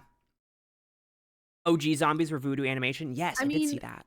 Tokyo Ghoul, wasn't there like some like the isn't that the guy who like would eat other people? Yes, so Yeah. I'll get into that. Tokyo Ghoul, for those of you that do not know, is an anime where there's a species of individuals referred to as ghouls. They have Mhm. to eat human flesh to survive. It can be any part of the body, doesn't matter. And into some Mhm. and um for some they can just eat, they prefer to eat just like, the flesh and the muscle structures. Some prefer to eat the organs and everything else too. It doesn't really Yeah. matter as long as it's human flesh. Yeah. And they cannot eat anything else. If they try and eat regular food, their body rejects it. Um and the main character name is Kaneki Ken, ends up becoming half ghoul through an organ transplant. Accident happens, stuff happens, and then he becomes half ghoul. Mhm. Story takes place. I did not know that people were considering it the zombie anime, when I always thought of it as like a more vampire anime. Granted, they're not Yeah. drinking blood, but it's more like the conditions to create more of themselves is either they pop out a baby ghoul Mhm. or these weird experiments that are creating these half ghouls. So I'm just I curious. From what you know about Tokyo Ghoul, would you consider it a zombie? From just like a general, like I've never watched it, so I don't have like the full opinion or like thought on it, right? Yeah. But from how it sounds, I can see how they are saying it is zombie as opposed to like vampire or something else. Though the sort of like base idea of the infection isn't spreading through the typical zombie means like a bite or something like that, or through like a virus being spread or something, it's still being passed on through like you said, they transfer the organs, right? And yet the person's still alive, and then they have to start eating human flesh. I think that with the fact that they're um eating flesh rather than surviving, it's not like an immortality thing with vampires. It is a need to eat human in order to live. Right? I think that's Okay. where the zombie S takes it. Now, I'm not saying that it's like a true zombie film in that fact. It just Mm-hmm. sounds like a adaptation, an idea on a zombie, which is a unique one, honestly. Yeah. Um, one that isn't common or heard of really. So I would say it would be a zombie film. It's just not a common zombie. It's not like a Walking Dead zombie that you typically associate with zombies. You know what I mean? Yeah, yeah, yeah. So like the idea that people are comparing Tokyo Ghoul to zombies in a roundabout way could make sense. Yeah. Interesting. Like I think that it really just depends on your what you think of whenever you say zombies, because I think what zombies comes down to is the person who does not have necessarily the control to stop themselves from eating human flesh. Mm-hmm. What that means, it depends, because it's that's where like different types of zombies come into play in all sorts of different films and movies and books and everything. There's so many different variations of zombies from so many different things and so many different reasons. It's not necessarily from like a viral outbreak, because like um even zombies just coming back from the dead, right? Like necromancy kind of thing, but then they just want to eat people. That's like it can be literally from anything. And so I feel like though it's not a traditional zombie, there is something being spread because they're taking ghoul parts and putting it in people, right? Or like a ghoul being born, that kind of thing. I think to a sense it's a zombie. Fair. It's just a different one. I loved that take. I loved that. That was amazing. For me, who has never seen Tokyo Ghoul. That's fair. Yeah, yeah, yeah. That's absolutely fair. I love the perspective. I love the thought process. And I'm just Mhm. like, it was an interesting take that I thought would be fun to talk about for sure, for sure. For sure. OG zombies didn't even eat people. OG zombies are a trip and a half. I wish I had more time to research OG zombies. Yeah. The next one, I actually have not seen this anime. I've only seen a couple of episodes, and it didn't quite tickle my fancy. However, it is funny. It is fun. It is a funny concept. Hmm. It is called Zombieland Saga.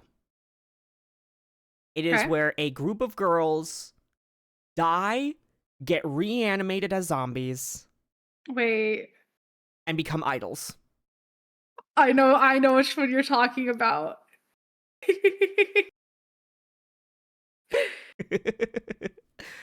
I know exactly what that film or that one is. I haven't seen it, but I know it, and that one's on my list to watch.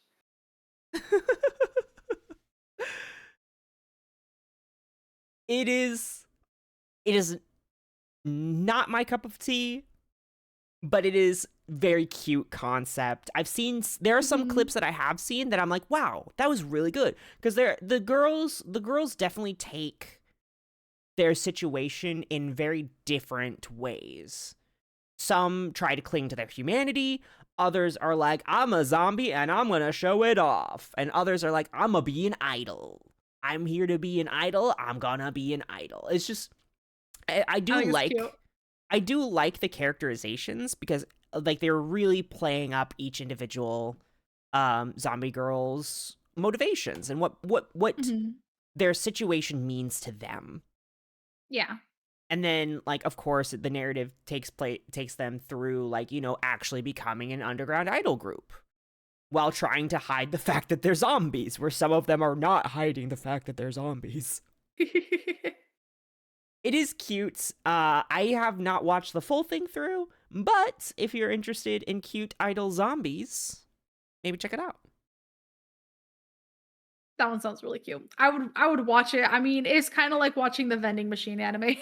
I fucking love the vending You're machine just anime. you're just watching it for the fun, not for the serious, you know what I mean? Yeah.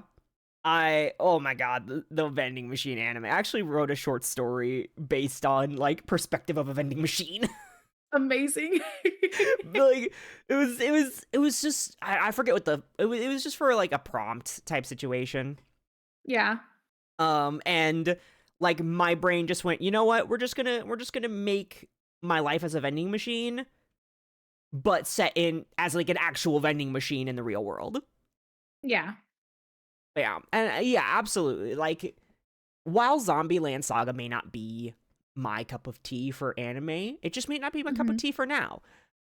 There, anime fans go through phases where they just want this Yeah. particular type of series, and yeah, like the chat's saying, like sometimes you just gotta not like you gotta be in the not taking it seriously mode.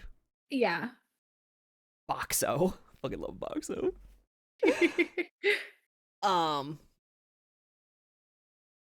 And then my last category, which I'll just briefly touch on because like I said, this category is zombies are just background.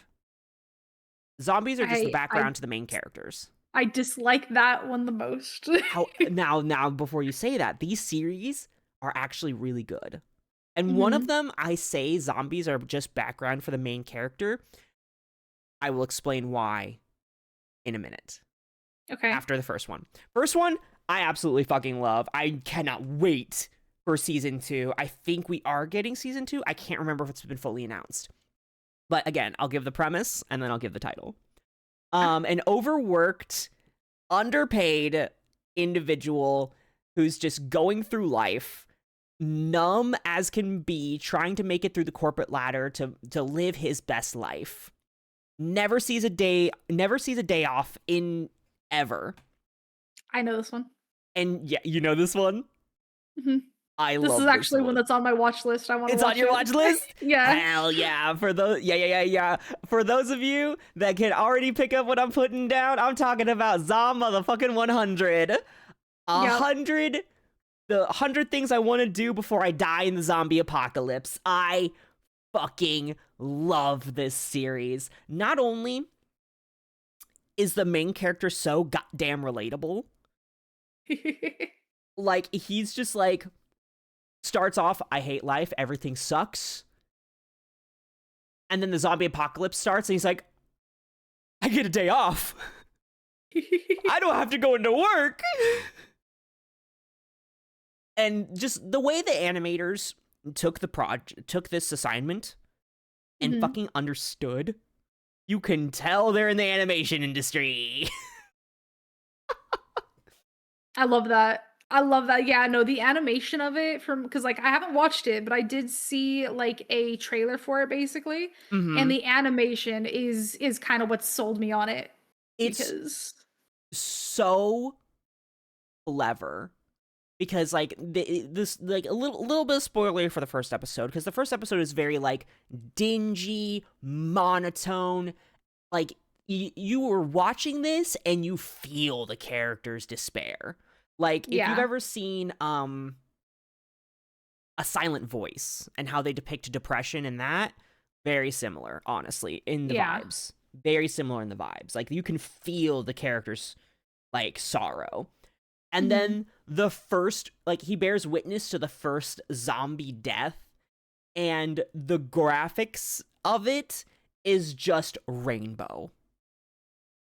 Just bright colors and excitement. Mhm. The fact that someone's gruesome death is being depicted with such joy and merriment. I died. I was like, this is the craziest thing ever. And then from then on, the animation's just bright, sunshine, Mhm. happy-go-lucky. we are living our best life at the end of the world. I honestly love that. Yeah, no, that anime looks very good. Whenever you're saying that they put zombie secondary, no, that one makes sense for it. I get it, but that's actually, yeah, it looks like a really good anime. Yep. And the only reason I say zombies are in the background, the zombies are deadly for everyone except the main cast. Yeah, They matter not to the main cast. makes sense. There are some moments where it's like, ooh, zombies are here. But it's slapstick humor. The Yeah. zombies may be there, but the main character is just gonna be fine. Gonna be perfectly Yeah. fine. And it does, while it does deal with like similar themes to like The Walking Dead, it's still tongue in cheek. Mhm. It's still tongue in cheek the whole way through. Like, oh man, this group of individuals just teaming up for survival. But the one guy is really bad. And then the main character's like, but have you considered it? Oh, shit. But have you considered a day off? Hmm? Have you? Day off though. What is a day Good off exactly? survival. Just enjoy life. Right, exactly. And like there are Love moments it. where like one of the interesting themes I do see from time to time is the group of main characters falling back into old habits from Yeah. the before time, from the beginning. The beginning. From the beginning. And like seeing like how life before the zombie apocalypse, like it's like dealing with trauma at the end of the world. Yeah. It's so funny. It's such a great show and oddly relatable. I love that. I love it. Now this It's a next great one recommendation. is a great recommendation. This last one is an older one, and it's a mafia show. Okay. It's a show about a mafia hitman. And the reason I say this specifically is because it deals with flashbacks.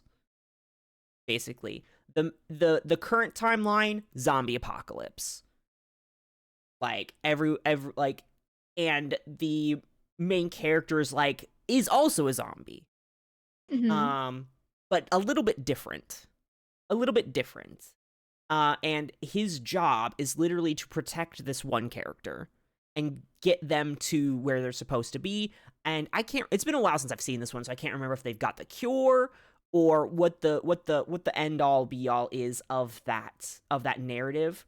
Uh-huh. But we get to see this like basically undead badass slaying a bunch of like other undead. And while going through flashbacks of his life in the mafia and what that means. And Interesting. Okay. it's really good. Really good. I can't really talk too much about it because I need to do a rewatch, but it is one that I do rewatch from time to time. And Fair. I don't know if y'all have heard of this one called Gungrave. I have not. I have not seen I anything on knew it. This you one's wouldn't because this was yeah. one of the lesser known animes in the early 2000s craze. Oh, Gungrave. There we go. We got some people. Yeah. Gungrave. Really good. It's that dark, gritty anime type feel Mhm. that just you become so invested in the flashbacks that you forget we're dealing with the zombie apocalypse in the present. Interesting. Mm-hmm. It is a very gripping narrative. Very good. It is a shorter series, but yeah, no. It sounds like a much more serious one as well. It is a very like I actually did not realize that I went with the a back and forth of serious and hilarious. I mean, perfectly balanced. As all good things should be. Uh, but yeah, it is a very serious. It is a much more serious series. But a friend of mine long time ago recommended it to me. I binged that in 2 days less, Nice. or a single night. I can't remember. I just know that I could not put it down. But yeah, the reason I say the zombies are the background is because the main character is just too damn badass. Yeah, Main fair character too enough. powerful, don't care. We're here for the flashbacks, baby. Fair enough. I mean, it sounds interesting. Like anything zombie related, honestly, you can get me to watch easily. I just like zombies, so I mean, yeah. Yeah. So that concludes my yap sesh. I don't even know how great long I yap went for. sesh. But yeah, that concludes Now we're my yap chilling. sesh. Any questions from our viewers? Have a great rest of the podcast. That's not a question. But thanks for coming in. Thanks for Hey, joining us. Mary. I do Yeah, have a just question. Now it's kind of slightly off topic, but just yeah. whenever you were talking about the person being a zombie films, it just made me want to know, have you seen the movie oh no, what is it called? Hold on. I think it's Warm Bodies. I have not seen Warm Bodies all the way through. I've only seen clips. I have not had the opportunity to watch Warm Bodies. Oh my It's never gosh. crossed my subscription services. Literally, main character's a zombie and it's cute. It's like, don't take it seriously. It's just a cute little zombie movie. I love it. I actually worked in the movie theaters when Warm Bodies came out. I Nice. worked for a movie theater when Warm Bodies came out. I know the basic premise and I know the ending twist, Hmm. and I know it's cute. I know It's it's just cute. cute. I want to It's just watch it worth a so watch. bad. It's just worth a watch. Like it's not any crazy, like I think Zombieland is definitely like the top tier zombie movie out there. Like it's funny, it's good, but like Warm Bodies is just it's just cute. It's just worth a watch. That's it. So would you consider of my three categories I presented, which one would Hmm. Zombieland fall under? Um, Zombieland to me feels very similar to the anime Zom 100 in that kind of idea.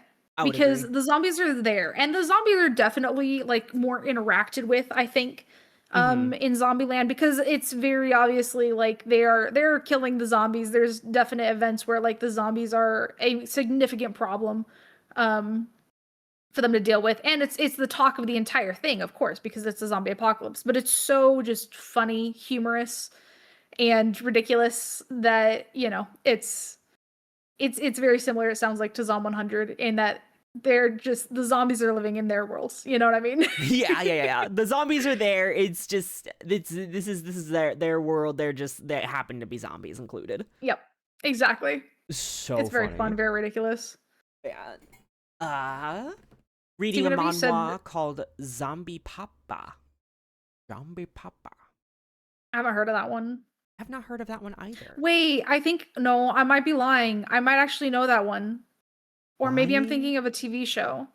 I'm not on a sure. I just podcast. remember seeing something. I think it was a TV show or a movie or something where basically person was becoming infected. They knew they were going to turn into a zombie, but they had like a baby and like a 3-year-old or something with mm. them. And so they made it to where they set themselves up so that whenever they turned into a zombie, they wouldn't be able to hurt the children and they would continue walking to get the children to safety, more or less, as a Oh my zombie. god. I think I've witnessed what you're describing. Yeah. Um but I just pulled up Zombie Papa and it looks like it's on Webtoons too, so we could definitely check it out. Ooh, okay. Yeah. So, here's my question for our live viewers and for you. Do you and it can be of the ones I've listed, but do you have a favorite zombie anime? I haven't watched very many zombie animes, I'm gonna be really honest. It's hard, isn't it? It's hard to So I don't find think like zombie animes. It's not covered a lot. I don't think I've actually ever watched any zombie animes. But I haven't watched too many animes, so That's true. If I recall correctly, the animes that you have wait, actually have your list. yeah, I don't think any of I them wrote down are all the anime zombie. you watch. Now, if it was to pick film, game, or book, that would be a different Well, story I because already I've know read your tons of favorite zombie books game. and films and games. Obviously, Resident Evil is my top for zombies, Exactly. but there are so many good zombie games out there. Genuinely. Haven't watched many, yeah.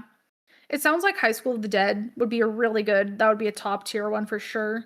It's And so Zom funny. 100 as well. I feel like those are probably gonna be my top 2 if I go through and watch all of these. Those are probably gonna be my favorites.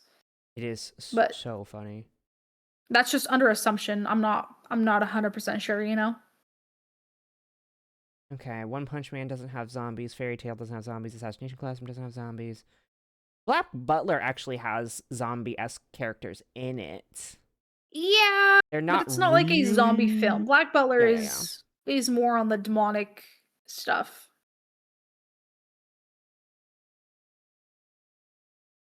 Yeah, no, not a single anime you've told me you've seen Yeah. has zombies in it. That's funny. Which is unfortunate, but I just like I said, I haven't watched very many animes. And like I just haven't had access to zombie animes, I think is the biggest issue. Okay, So we will definitely correct that in the future. yeah. Um, Charles Darrells is recommending checking out the Ahoy video on the history of zombies in movies and video games. That does sound like a good I'll watch. check that out. I Yeah. would too, absolutely. Posted it in the Discord. Hell Hell yeah. yeah! Perfect. Awesome, awesome. More But memes. honestly, if I were to pick like favorite zombies though, okay, from all of the zombies that you've seen across all of the anime, the games, everything that we've talked about, which zombie, like in whichever one, would be your favorite zombie? Which trope, more or less? Like which film or anime or book or movie zombie is your favorite zombie? Hardcore zombies.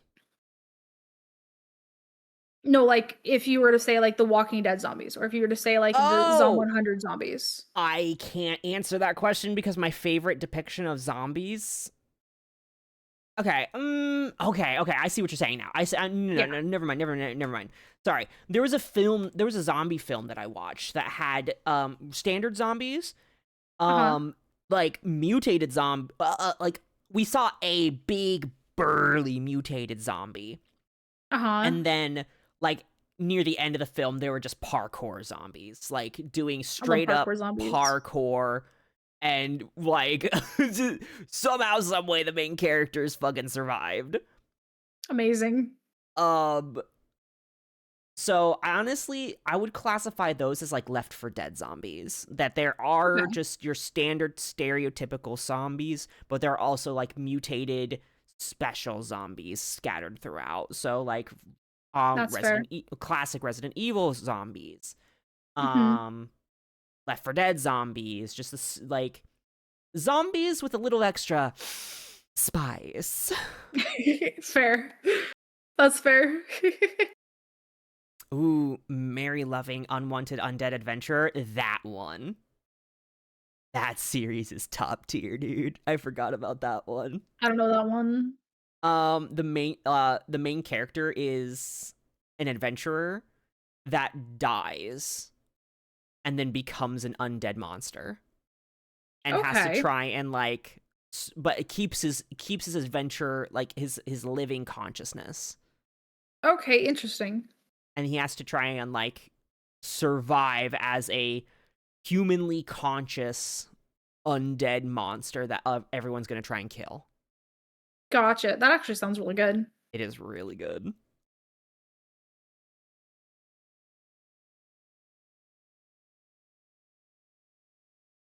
What about you? What's your favorite flavor of zombie? Um, it's a tough choice because there's a lot of really good zombies out there, honestly. Um,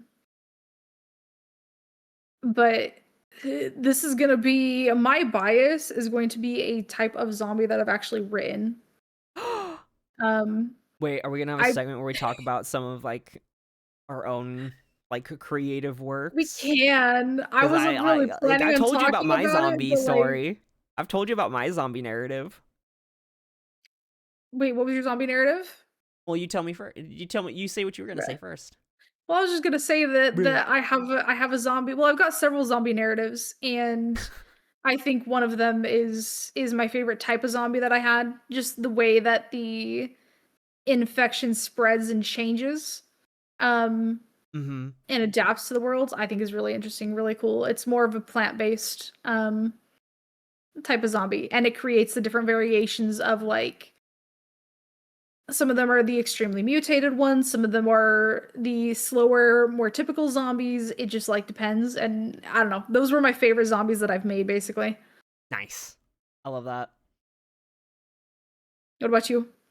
So my zombie, the zombie narrative that I designed was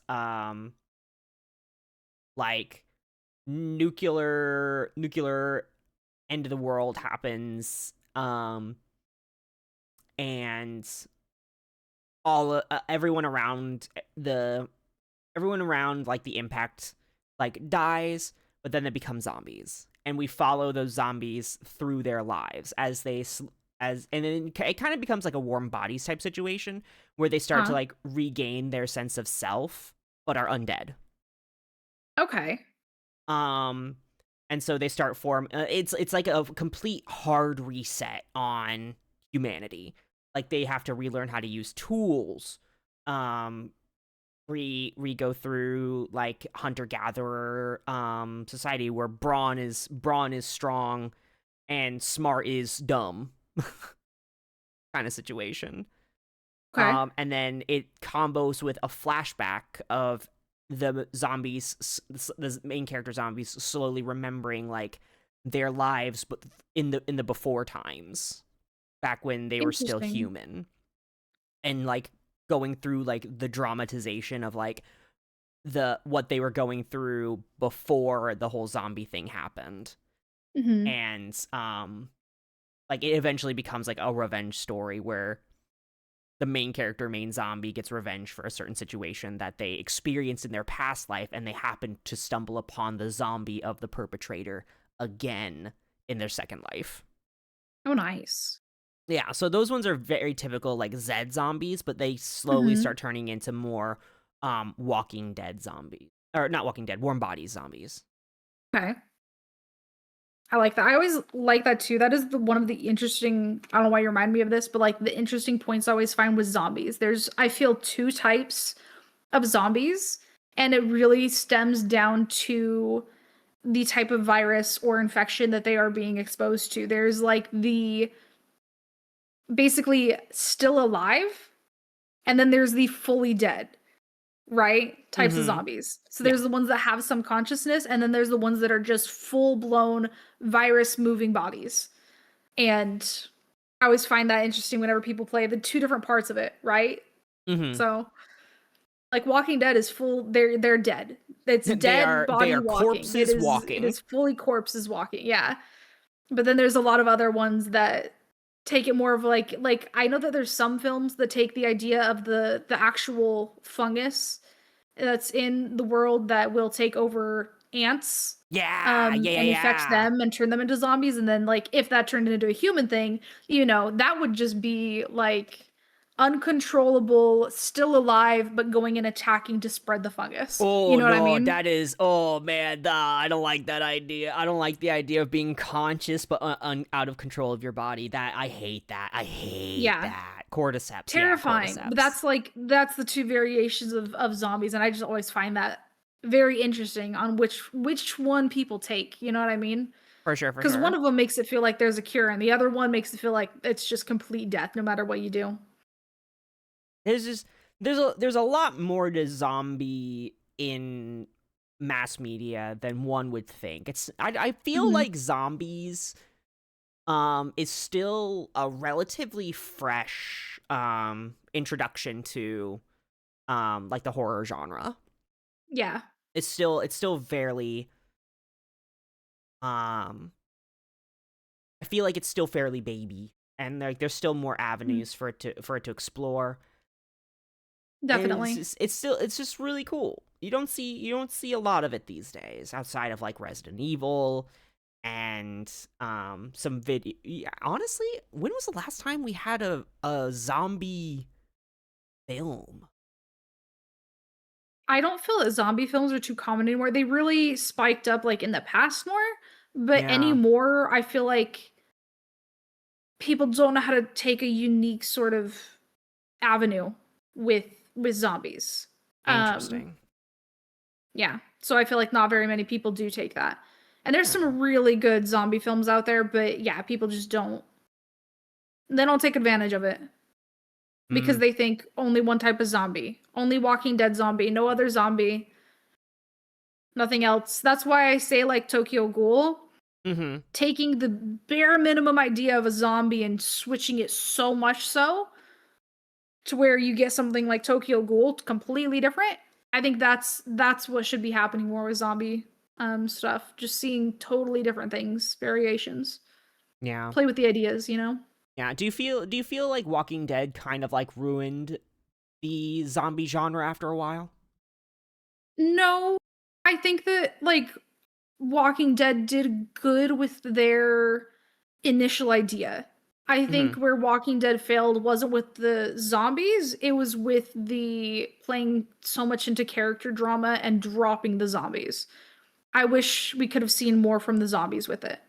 But I don't That's think fair. they knew a direction to take with that. Yeah, So, that's fair. Let me expound upon what my actual thought was.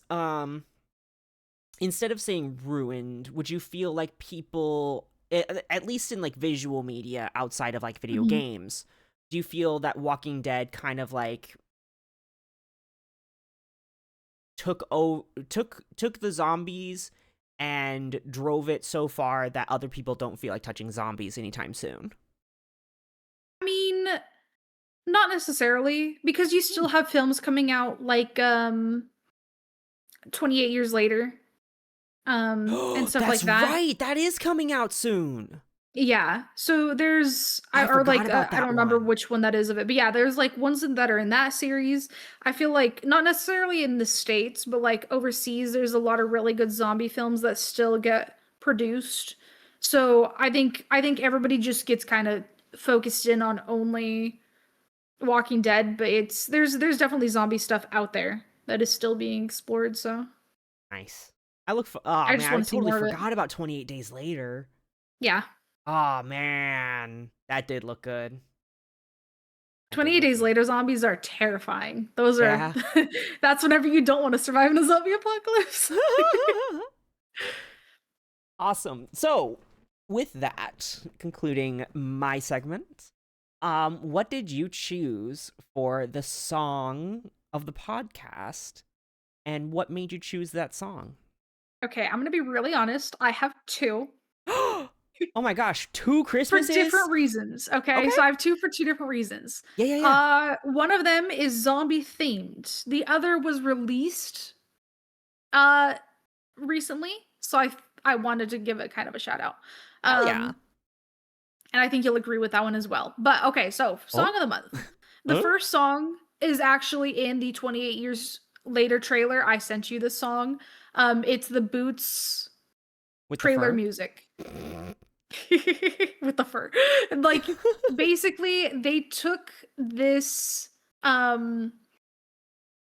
sort of a line that a soldier had written um from losing his mind basically, and just the constant marching, not sleeping, just having like struggling through actual like war and whatnot, and not being a handle or deal with that. They wrote this down, right? That's what Boots like stems from basically, and this Okay. is a literal poem that is used by like Navy SEALs to learn to withstand torture. They will blast this like song Oh, on repeat at you like did very send that high to me. volume. Yeah, Yeah, yeah, yeah. just to make people deal with torture for it. Now, what they did with the trailer, they did, of course, make it a little bit different, right? Because they made it more epic for the trailer itself. And I think what they did with it was really good. In the trailer, I wish there was the actual like set song and not just the trailer YouTube video kind of thing for it. Yeah. But genuinely, they turned it into such a good song. It's such a banger. It's so intense. It's so well done, put together, just 10 out of 10. And because it was with 28 years later, like zombie, yeah, Zombie. great song. Do you want to put the title and artist in the chat for our live viewers, and I then totally can. we can let our It's our not audience really in an the future? artist, but there it is. Searching that on YouTube will get it for you. So for those of you that are watching this in the future, Boots. If you search Boots, epic trailer music 28 years later trailer song on YouTube, you will find exactly what song that Ignis has picked. And that you said you had 2. Yes. So the other one, correct me if I'm wrong, but Ado released a song recently, and I believe it's called Vivarium. And we love. I know that you don't say her name is Ado, but. Ado. But yes, wait, hang on. Why are you gonna say it like that? Why are you gonna say it like that? Why are you gonna be like, Ado? Released a song tomato, very recently, bruh. and I had to shout it out because it's Ado. Like, of course. So here's the song. Here's that song.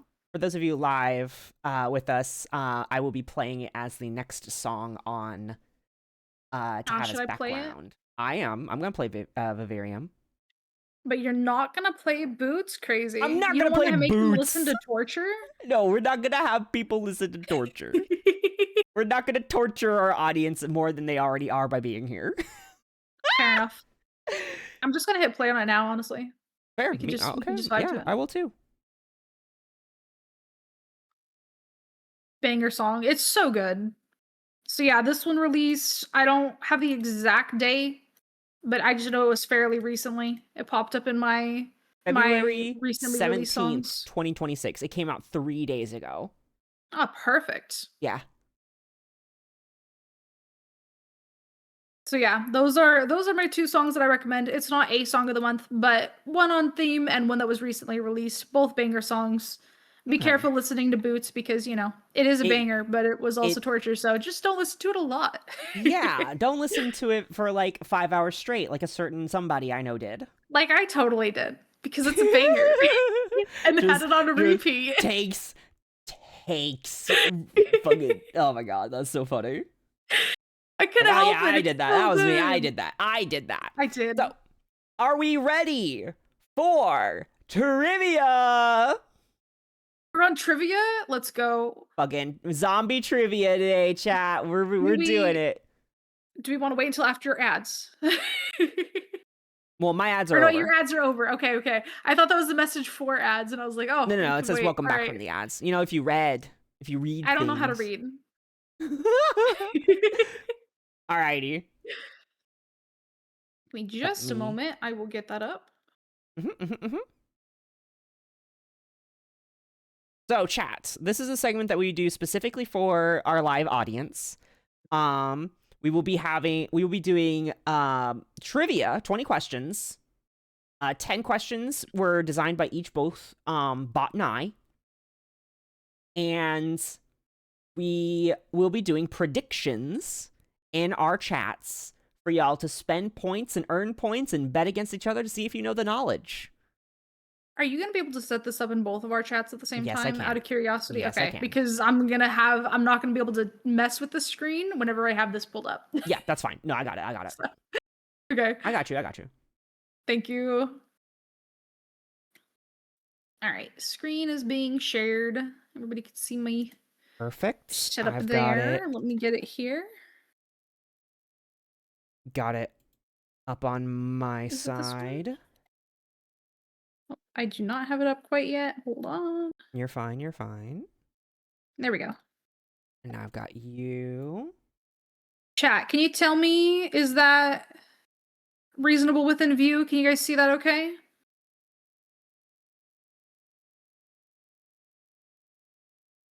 A little scuff as I just make sure that it's visible, you know what I mean? Mm-hmm. It's blocking Panda a little bit, but hopefully in the future Panda won't be PNG. Yeah, hopefully next time Steam will have its stuff figured out. Yeah. Honestly, we put them in the exact same spot. That is so funny. Did we? Hell yeah. I can't see your stream now, so I'm just... Okay. Let me get my resolution. It might be a little bit small, but I don't know if I can make it much bigger. And don't worry, the questions will also appear in prediction. Yes. as well as we'll be reading them out loud for our later listeners. Yes. All right, these first 10 questions belong to Panda, so you can read them out. Let me know whenever you're ready with the first prediction. Okay, I'm ready to type up a prediction. All right. Do you want to read it or do you want me to? Since you're typing it, I'll read it. I guess. Thank you. Okay. So, question 1. In 2005, which comic book company came out with a mini series in which many of its superheroes became zombies? Oh, I'll just name the prediction question 1. And then the multiple choice is Marvel. Is it Marvel, Dark Horse, DC, or Archie Comics? I hope I said those right. You did. Hey, let's go. And we will have this prediction up for 2 minutes. 2 Bah, minutes. do you I'm know gonna be this? honest. Nope, I have no clue. Which comic book company came out with a mini series in which many of its superheroes became zombies?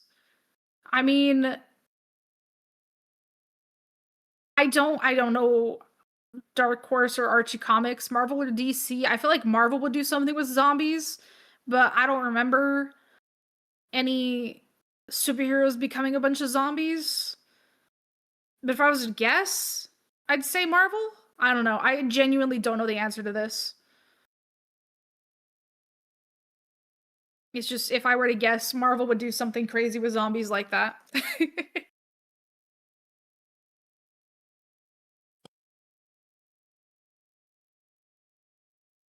I'm My curious prediction if is up. anybody in chat actually knows the answer to this. Did you know the Well, answer to this before you looked it up? I did. You did? I did Damn. know this one, yeah. Crazy.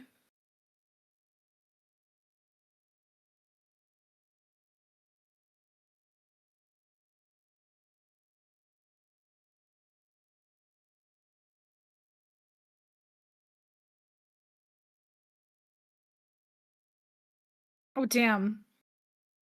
I'm just What? looking at it. Somebody's put a lot of points in on Marvel. That makes me feel confident in my guess. Yeah. Few points in on Dark Horse though. I I bet genuinely you everything bet on this. everything on this? Oh no. This one was an easy Scotty, I have one. no idea. Do you actually know? Like, this is easy? Excuse me? This one is easy. That's crazy.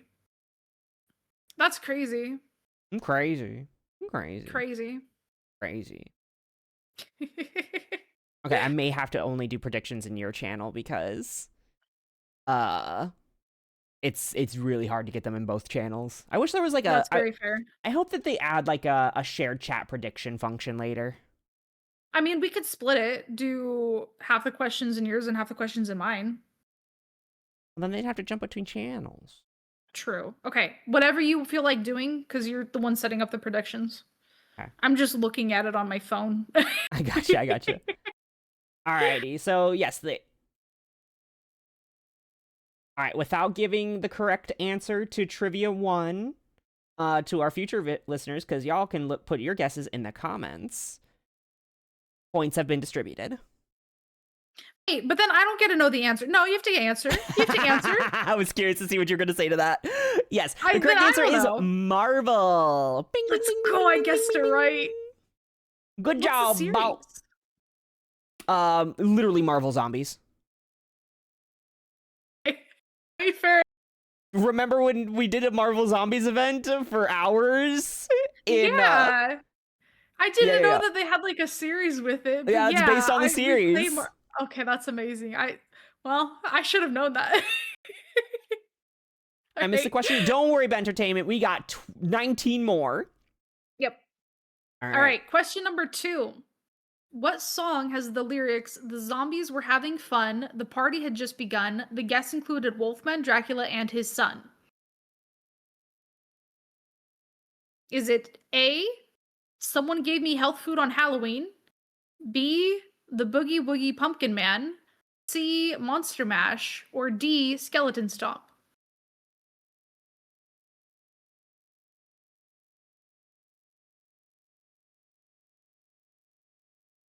So I think this time we'll do the predictions in all the predictions in yours, and then we'll do predictions in my next episode. How does that sound? That works. Okay, 2 more minutes. Do you know this one, Bot? It's music related. I actually don't know this one. What do you think it is? The only song I've heard in all of these is Monster Mash. And I don't recall that line being in Monster Mash. Mm-hmm.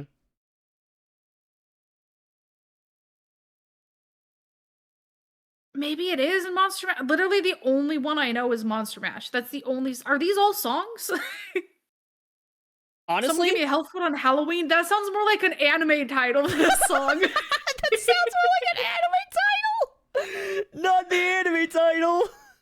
Literally, I was reborn in another I world, don't and know. someone gave me health food on Halloween. No. Somebody gave me health food on Halloween, and now I'm reborn in another world.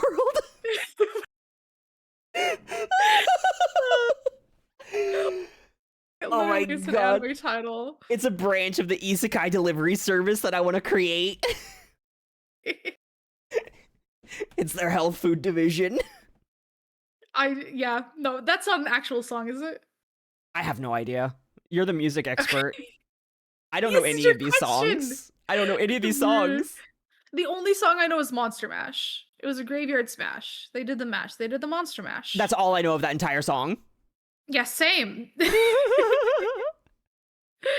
Y'all are probably like, how is she gonna answer the question? I have the answer written down. I looked it up. You know, funnily enough, for all of my trivia questions, I didn't actually write down the answers. I'm going based on if I remember what the right answer is. I remember. I think I do. They're pretty simple, so. That's my bot. That's my bot. It's not like you do predictions on mobile, go to PC. Hell yeah. That's my Right, bot. submissions are closed. Tell us the answer. Oh no, my bot. Okay. All right. Well, anyone who voted got the correct answer. The correct answer is Monster Mash. Really? Yeah. Nice. Okay. Hell yeah. All right.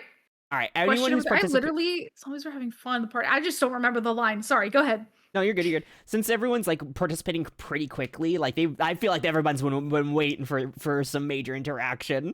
Yeah. So we're just gonna lower it down to 1 minute instead of 2 minutes. I think that's good. I think that's a good time frame for it. All right. Okay. Be ready, you guys. Be ready for the predictions to pop up for that 1 minute. All right. Yep. All right. Question number 3. In which American state did George Romero set his Night of the Living Dead and Dawn of the Dead? Is it A, Oregon, B, New York, C, Florida, or D, Pennsylvania? And prediction is up. I feel like I know Night of the Living Dead and Dawn of the Dead. I've heard of these before. Dawn of the Dead I've seen a long time ago. And Night of the Living Dead, that feels like a classic. Like a classic. Like a classic. But New York is a state. No. New York is a state. New York, like, yeah, New York City. It's New York. It's in New York. Yeah, it's in New York State. New York is a state. New York is a state. But like, okay, New York's from not what a I real know state. about this, I don't know. I have no clue the answer to this. My guess would be Florida because I don't know. Florida seems like a zombie place to me. That's my guess. All right, so the bot says Florida. Why America? Why? The same reason that Washington D.C., which is not in Washington State, is our country's capital because we can. That's it. That's the only reason. Yeah, my guess is Florida. I genuinely don't know. I haven't seen it, so that's my best guess. Submissions are closed. What is the answer? The answer is Pennsylvania. Really? Okay. Mm-hmm. Interesting. So congratulations. Some people actually did not vote for the correct answer. Nice. Peeps be getting points. As the questions get a little bit harder. Yeah. Hell yeah. All All right. Question number 4. Which of these is not a zombie movie? Is it A. Attack of the Flesh-Devouring Space Worms from Outer Space, 1998. B. Dead Dudes in the House, 1991. C. Boy Eats Girl, 2005. Or D. Gone with the Wind, 1939. What do You're you think? right. If you guessed Pennsylvania, you were right. Yeah, if you guessed Pennsylvania, you were right. I got points. Let's go.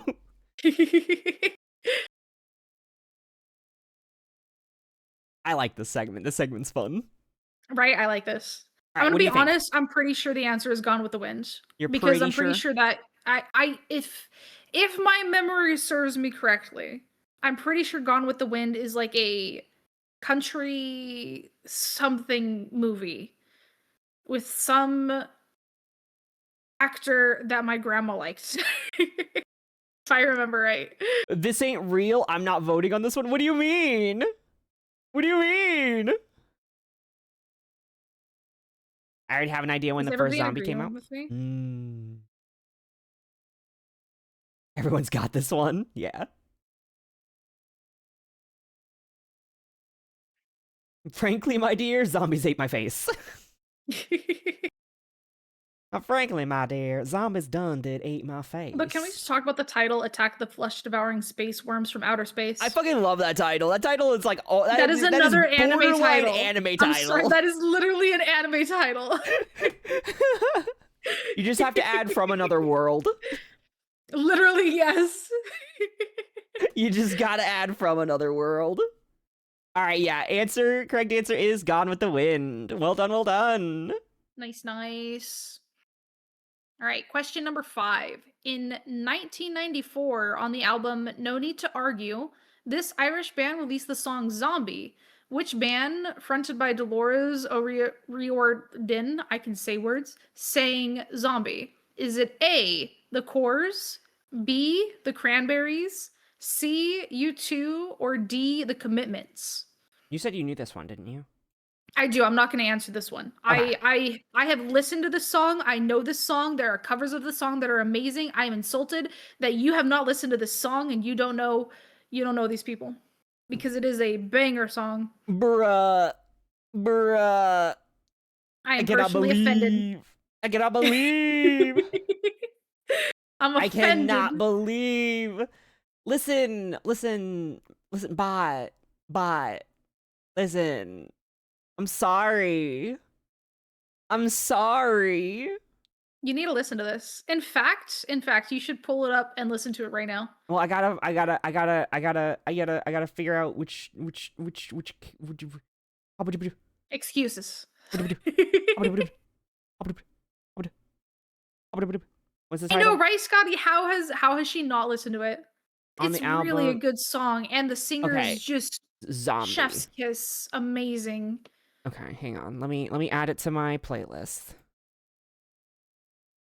All right. Zombies. Thank you. Her voice is just, oh, it's so good.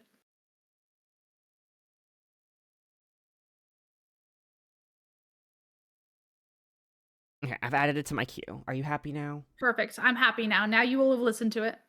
Makes me happy. Oh, she's fighting me, chat. She's fighting me in the comments. It's such a bummer. It's so good. The singer is just so amazing. Okay. Wow, chat is on it. Yep. The correct answer is The Cranberries. Let's go. Cranberry. 22-year-old song. It's older than some people here. Yeah, literally. It is an old song, but it's such a good song. Am I 32? No, I'm turning 32. Wait. You're gommaged. I'm turning 34? I don't know. I am gommaged. You yeah, told I me am that you're gommaged because I turned so- 33 last year. Yeah. I'm gommaged. I'm gommaged age. Gommaged. Yep. I like that that's the standard for an age now. Yeah. How old are you? I'm gommaged. Amazing. All right. Next question. Question 6. What is a zombie computer? Is it A, one that is never turned off? B, one that is obsolete? C, one that has been compromised? Or D, one that kills and eats other computers? My money's on D. I know that's not what it is, but that's what I want it to be. Hey, you never know. You could be right. Maybe. I'm You sure could all be the right. computers out there eating other computers, you know? Nom, nom, nom, nom, nom, nom, nom. No, if I were to guess, because I genuinely don't know the answer to this one, I feel like, oh man, it could be honestly A, B, or C. It really could. Like, I can see how it would work with zombies in any of those ways because, like, one that is never turned off, like, zombies just, they don't sleep, right? They're always going. So that makes Yep, yep, sense. yep. One that is obsolete, like, in a broader way, I can see how it would work with a zombie because it's no longer a person. It's obsolete now. You know what I mean? So It's it's the dead to computer is me. obsolete. It's dead Exactly. to me. But then also one that has been compromised makes sense because it's like a virus, right? It's been taken over. It makes sense. Like all three of those genuinely make sense to me. If I were to guess, oh, I think I'd have to put it on like A or C. Zombie computer. I Put feel your like it'd be put A. your That's my points on guess. the My guess is lines, A. nerds. My guess is A. I don't know for sure, but my guess is A. All right, points on the line. Ooh, we had a Everybody else was saying A good and split C. on Yeah, this one. this was The a good answer split. is 3, compromised. Really Yeah, compromised. compromised. AGG's nice. That's One that that's has been probably the compromised. best It makes split we've had sense. so far. Yeah, that one was good. Actually, I changed my All right. mind. We're gonna do half in your channel, half in my channel. Okay. People will have to So yeah, migrate for the second whenever we half. get to your last question, whenever we start mine, then we'll go over to yours. Yeah, Yeah, yeah, yeah. yeah. Okay. Then people can get divvied up points in both channels too. Okay. The Crime Question Panda be 7. better. Wait, what happened? Oh You wait, didn't listen I do know to this Zombie by the song. Cranberries? I do know You this do? song. Oh, thank I goodness. just didn't know Thank that it was goodness. titled this and by the Cranberries. Oh. Okay, I feel better now. I'm so glad that you know. Oh my god. Oh, I feel less judged now. Oh, feels so much better. So much better. Oh, All right. oh my god. Question 7. She's gonna make me Which of cover the these? song now. Oh my gosh, do it. Yes. Please. All right. Which of these was not an event on London's 2009 Zombie Olympics? What is a Zombie Olympics? Held at London Fields Park. Is it A, Death what? Decathlon? Deathathlon? Is it A, Deathathlon? B, 100-meter shambles? C, gymnastics? Or D, synchronized swimming? What is this question? It's a weird one. It is a weird one. What is the London's 2009 Zombie Olympics? Is my first question. That doesn't sound real. Which was not an event. I feel like if I were to guess, I know I can't say decathlon, but I feel like that would probably be a thing. 100-meter shambles makes sense because you're shambling like you're walking. The gymnastics possibility, but the synchronized swimming is where I'm iffy on because if people are going, what I'm picturing is people going in like zombie makeup and get up and stuff, right? And they're Yeah. going and doing like an event. I feel like it would wash off with synchronized swimming, and so they wouldn't do it. That's my only. That's all I've got for a reason for why it wouldn't be that one. Person So Char just I don't kind of know. drunk when choosing this question. Look, I just looked for zombie-themed questions, and this one seemed fascinating. That's fair. I don't know what it is, but it's yeah. My guess is synchronized swimming. That's what I'm putting my money on.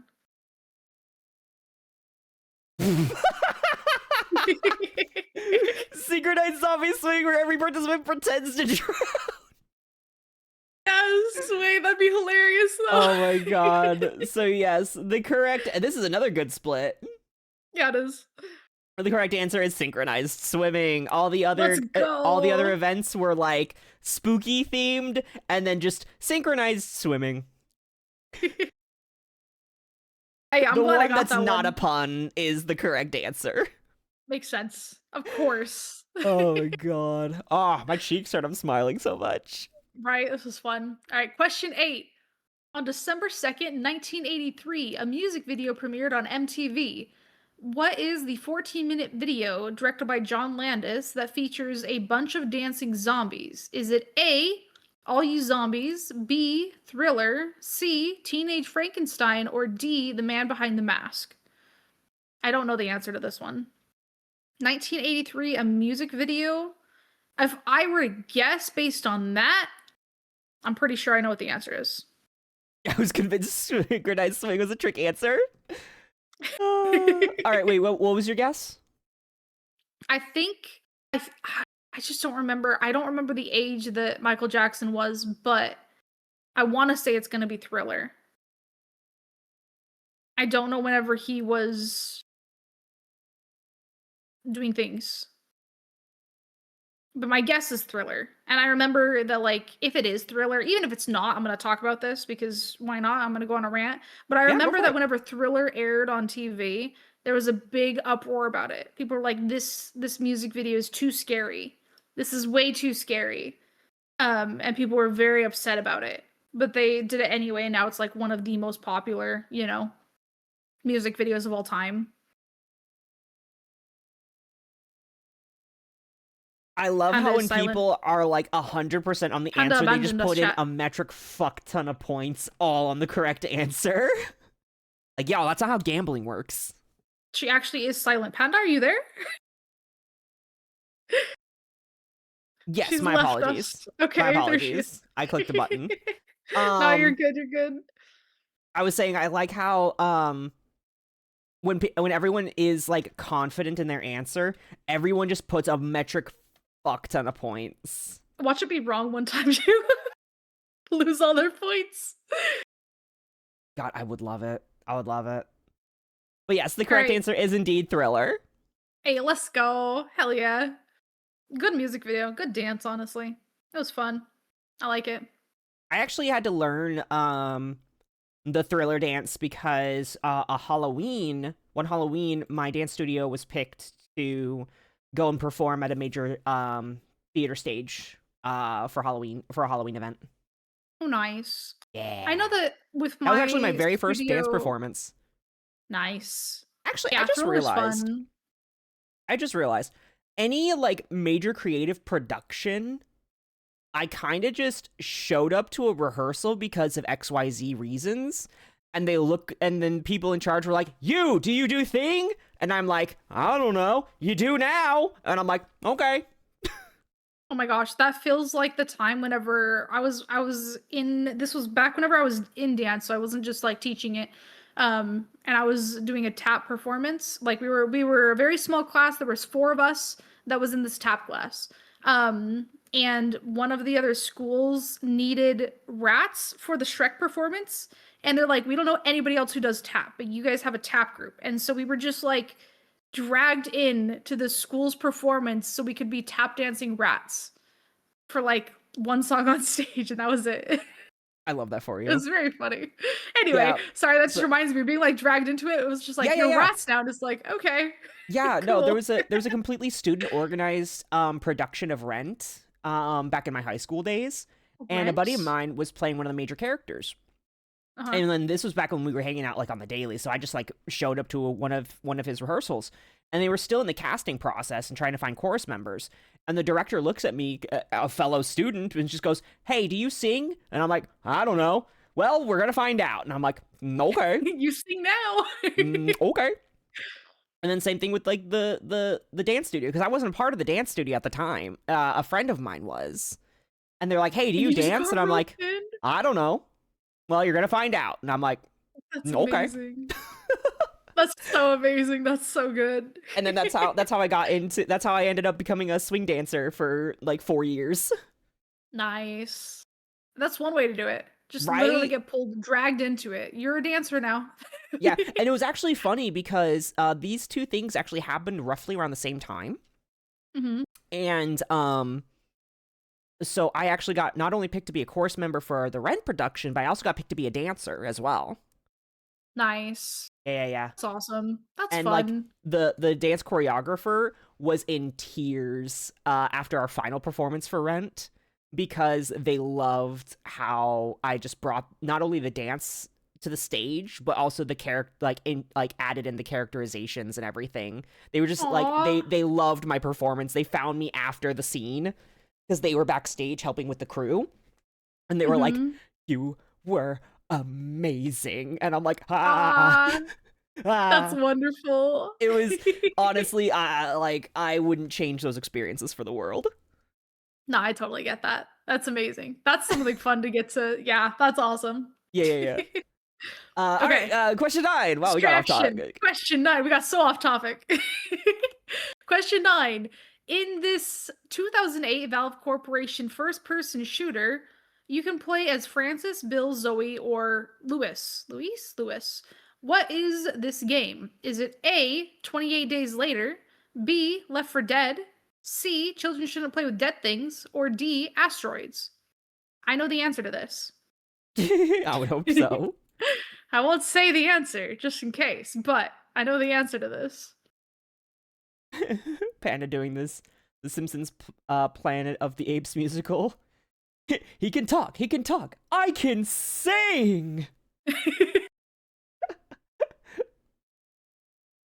Listen, like, I love the arts. I love the arts. And, like, straight up, y'all, having become a person who does singing, theater, and dance, when my growing up was, you must become corpo.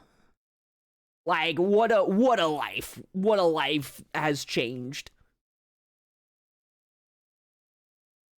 Also, just take advantage of opportunities. So yes theory. Oh, So yeah. yes, you never know what you'll get into with it. Well, everybody is very confident. I'm glad we all know. Gamble it all for the funny. Oh I'm my gonna god. watch it be wrong. The next one. My When last Shakespeare with the question. bot, Fucking funny.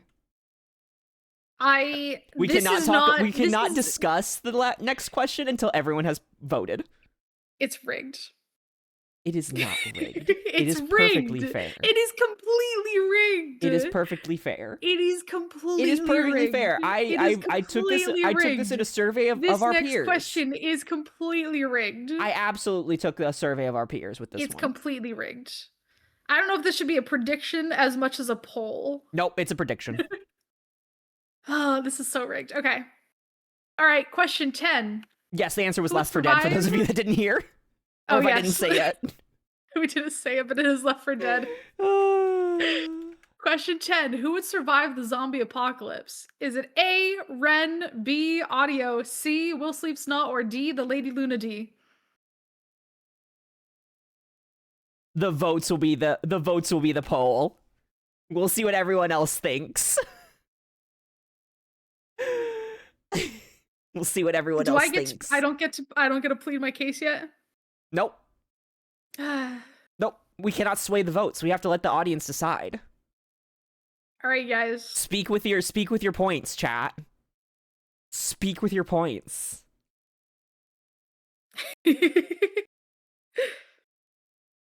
Everyone on this is perishing to day one scuff, honestly. The question here is, chat, who do you all think will survive the zombie apocalypse? Myself, the bot, Lady Lunady, or Will Sleeps Not? We will discuss shortly after the polls have closed. Make your predictions, nerds. I'm just sitting here trying to keep my mouth shut. You are. I see you. I see you like wiggling in your chair, just like. I have words. I'm waiting. I have words. I have words. The polls have closed. We may now commence with discussion. I'm just gonna say I'm a bot. Do not eat. My body's made of fucking metal. What are they gonna bite and infect? Literally nothing, okay? What do you mean literally nothing? You are a cyborg. You're a cybernetic VTuber. You have fleshy bits. Yes, You but have the fleshy bits. They're all fake. They'd have to bite literally just my face. That's like all the fleshy bit that's left. Everything else is completely internal and surrounded by metal. Even the heart is fake at this point. Even the heart is fake at this point. Ignis feels no love. Bro, the heart is remember We gotta- remember my lore? Remember my lore? Oh, I the know your heartbeat, lore. I'm like, just saying, we gotta warm play, bodies this shit. We pump gotta warm bodies this the shit. the music through. I mentioned a zombie computer 10 minutes ago. No, it would not. Zombie Terminator. Yeah, that's probably what I would end up being. But I don't think I would die to the zombie apocalypse. Could filter it out. Just patch myself. I'm You so know, put an happy. update I'm to so block it. happy. I got, just so you know, bot, I did not make this I did not make this so. But I got 2 votes and you got 1. So the audience states that Ren will survive and you will not. And therefore, when I wait, made the what joke about that Luna D? Luna D has votes too. Luna D has 1 vote. You and Luna D are tied for second. I got 2 votes. Will's gonna get any. Will's just gonna die. in the He's just gonna process. sleep through it, let's be honest. Let's be real, yeah. Let's be really honest. But yeah, I got 2 votes, you got 1. I survive and you don't. Neener, neener, neener. I'm gonna zombie Terminator and hunt you down, Panda.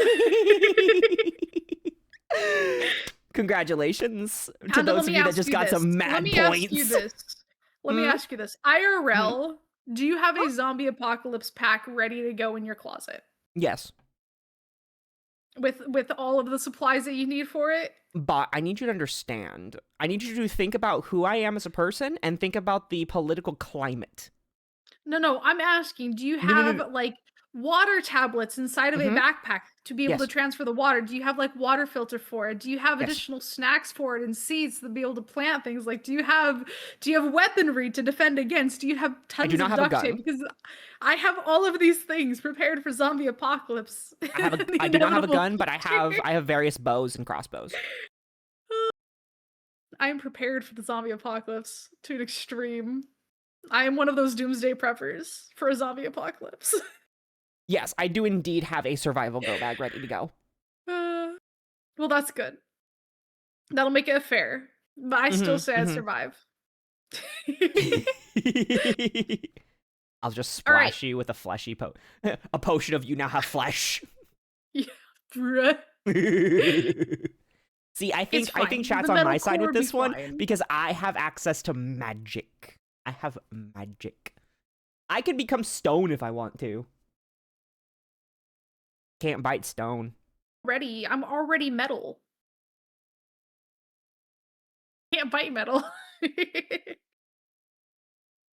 I guess as a digital being, so it doesn't count. Ren would be a distraction. We'll probably just embrace death, and Luna D at least gonna run the opposite direction. I feel like Luna D would live for quite a while. Honestly, away. I agree. I think Luna D would survive quite a while. Will would literally sleep through it. Absolutely. But the votes came in and I got the most. I suppose. I got the most. Question 11. Hang on, so moving forward, we are switching over to my chat for these questions. Oh yes. Make sure you guys go over to Panda's chat to put in that way we can predictions. get some points for people over on my side. Yes. A little bit easier than splitting it all at the same time and stuff. All right. Question 11. What video game is this zombie from? Yes, it's Small Good Luck trying to see it. Is it A, Left 4 Dead, B, Dead Island, C, Dead Rising, or D, State of Decay? This is where mine starts, so I can't answer. Left 4 So you get a guess. Dead Island, Dead Rising, State of Decay. Well, it doesn't look like a Left 4 Dead zombie because I played Left 4 Dead forever ago. And prediction is up. I don't think it's Dead Island. I've seen those zombies design. I'm gonna guess Dead Rising. Have you played Dead Rising before? No, I've never played State of Decay or Dead Rising. Really? Oh, we should play State of Decay. That one's fun. Is it multiplayer? Yeah. Ah, hell yeah. I love depending on whose stream you're watching, the other streamer is small. Right? Because Steam was being rude. Yeah, Steam was not working for us. Being rude. Yeah, so I'm gonna guess Dead Rising. Okay. Whether or not I'm correct, I do not know.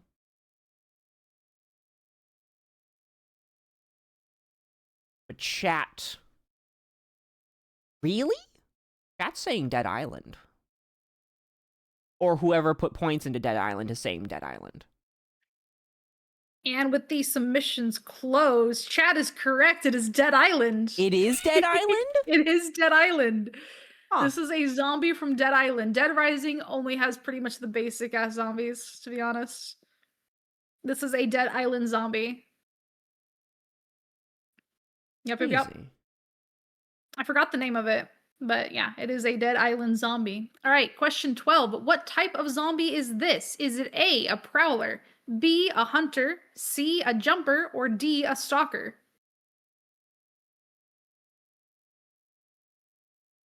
Looks like a jumper. Follow, thank you.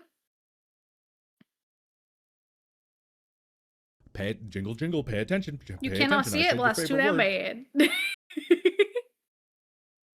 Hang on, I can make It's it bigger. gray smudge. I can make it bigger. Okay, I cannot make that bigger. That is a very small image. It's a very small image. It's the best I could do. Very small. Very small. Like, I'm even looking at it, I'm like, I don't know. I'm guessing stalker? No, jumper. I was guessing jumper. It does have a hood on. Oh, it has a hood on? Hunter. Mm-hmm. Hunter is my guess. Did you put up the next prediction? I did. Yes, it's there. Okay. Sorry, I'm trying to watch the timer to make sure I don't say it early. Hunter is my guess. Wow, Luke just now getting his potion of the day? How rude. Hi, Balami Bluefield.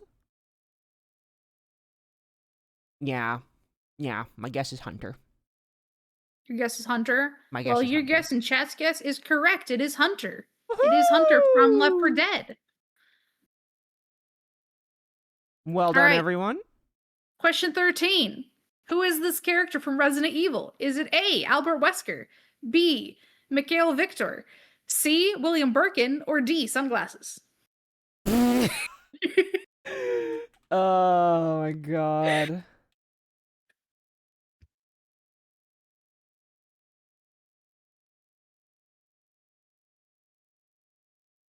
Just know if you vote the joke answer, you will be incorrect. All right, prediction up. I want to vote D as a joke. Do it. Live your best life. I won 8 points. Way to be entertainment. I considered putting in a serious answer for D, but I was like, no. It's nuts. No. He's nuts. I've never seen this guy before. If only I felt a streamer that did nothing but RE and DVD. I know, right? It's crazy. If only. If only we had 7 minutes to spare. Oh my gosh. I cannot believe. Whoever sunglasses, thank you. You're amazing. How much did you vote for sunglasses? There's 100 points on sunglasses. I didn't put it. I'm not putting in my answers. I'm not voting because I know the answers. So. You're a sunglasses man on DVD? Hell yeah. Sunglasses is so fun to play on DVD. Alrighty. Yes. The correct answer is Albert Wesker. It's Whiskers. It's Whiskers.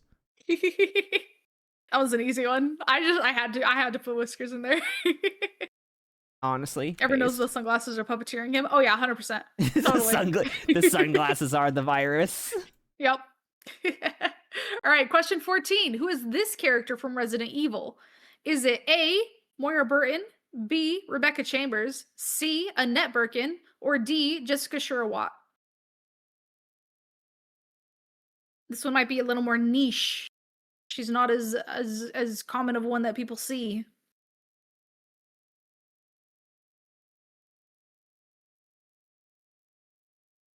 Here we go. Let's see. Surprised I know this one. I do not know this one. I've not met this character. Or have I, and I just don't know it. I don't think you have met this character. Okay. Clearly that's a disguised Ada Wong. Which was the games that you played? Disguised Ada Wong. Anything past 5, you have no idea? I will say, as a small hint, she is not in one of the numbered games of the series. She is one of Yeah, the no, side I've games. only played numbers. I only play Yeah. numbers. I only numbers.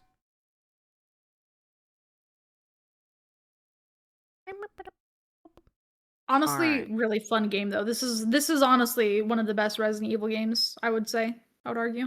I also love when people are very unsure. They are much more reserved with their points. Right? They're so much more reserved. Like I don't want to go all in. I don't want to go all in. The correct answer here, Revelations. Yes, she is from Revelations. She's from the first Revelations. This is Jessica Sherwatt. Ooh. Mm-hmm. Love a good Jessica. She wears the craziest outfits, let me tell you. Anyway. Question 15. Which of these zombies are in 7 Days to Die? Is it A, whites, B, walkers, C, ghouls, or D, bonies?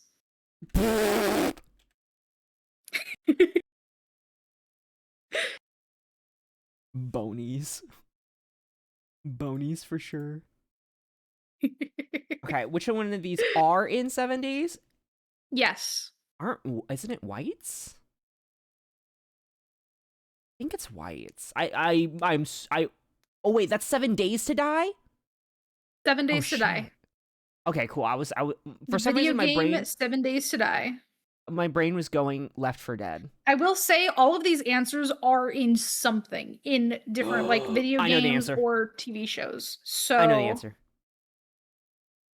I know the answer. Bonies. I'm gonna be laughing about that one for a while. Panda Shrimps, Jessica Rabbit confirmed. What do you mean? Are you shrimping, Panda? I'm not shrimping.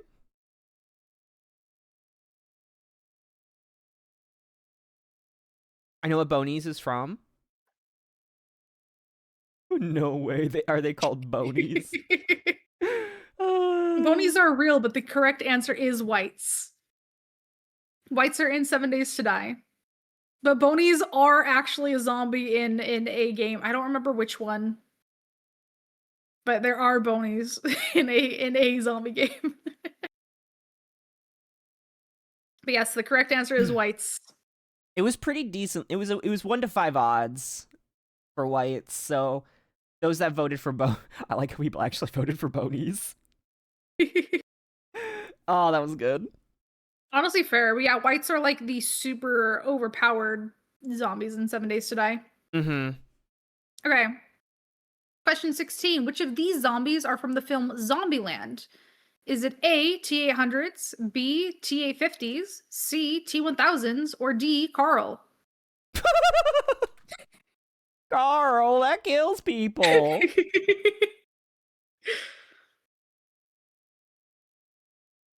Carl. Carl, that kills people. Carl. Carl. Carl, we gotta survive, Carl. Carl.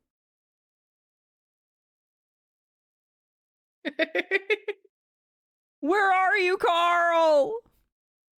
That's what forgiveness. That's what. Wait. Shh. Do you hear that? I don't hear anything.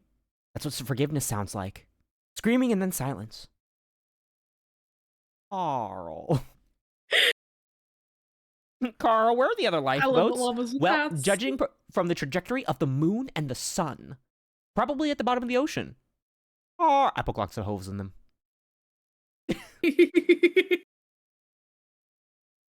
I fucking love that. I love llamas with hats. It's so funny. love that all the points have been put in on Carl. But someone's gotta put points somewhere else. I'm gonna break all of your guys' heart because the answer is A, T-800s. Oh no! People are gonna lose points! I'm sorry, Carl was not an actual zombie from the film Zombieland. Oh my god, I love that I just was though. coming up with a bullshit answer because I was like, I don't know, I need a fourth one. Just had to. That's fair. That's fair. Honestly, I respect the hustle. I respect the Right. hustle so I good. respect it. Why All are right, they called question T800s 17. though? The T800s, they are T800 is what the Terminator was called. And basically, they are like the Terminator. They will stop at nothing. They charge forward. They're extremely strong and like fast and everything. So they just go forward. So they named them after Terminator. They're Terminator zombies, T800s. Gotcha. Okay, okay. Yep. That's All right, funny. question 17. Which of these are not a usable weapon in Dead Rising? Is it A, a water gun, B, real Mega Buster, C, a heavy machine gun, or D, the anti-material rifle?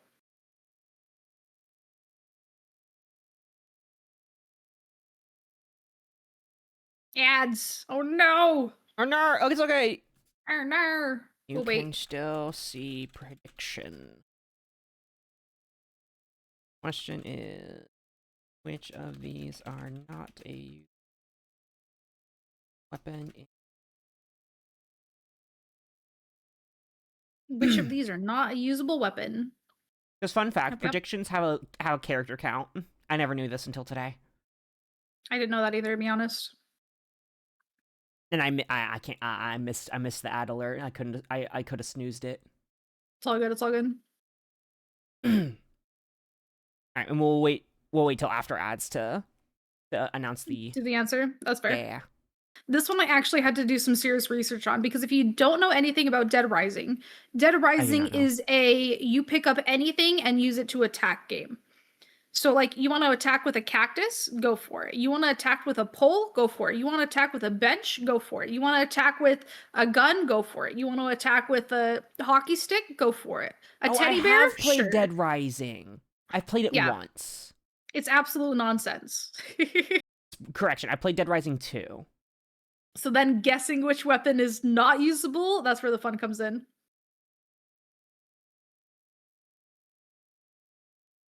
That is funny.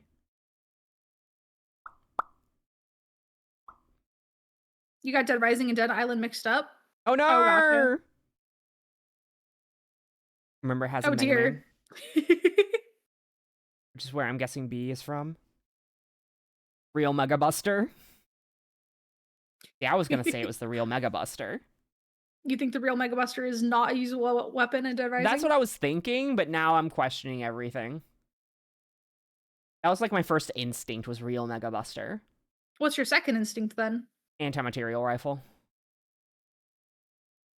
Let me know when ads are done. I'll announce. I will let you know. We are still waiting. My music stopped. What'd you do that for? I didn't. It just gave up, I guess. What did you do that for? It's dying. Dying. Whoops. Didge. Had to click back into it. Oh, there we go. There you go.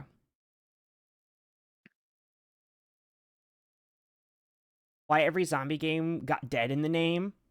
Because it's dead. It's the undead. Is the undead. Okay, ads are over. Okay, with ads over, the answer is D, the anti-material rifle. Hey, yo! So, Hey, fun fact about yo! that rifle is in the game. It is an NPC weapon, and it is not accessible for the player character to be able to use at all. But, you know, some people did manage to break the game to get the asset to be able to use it. It's just like a one-shot kill rifle. It's pretty banger, but in the actual game, it is not a usable weapon. The rest of these are all actual weapons in the game. That is fascinating. Yes. I thought that was a little fun fact. It was fun watching the That video is on a that. really good fun fact, and you stumped Yeah. most everybody. Yeah. I'm losing all Okay. stream. Question 18. How old is Leon Kennedy in RE9, estimated by the community?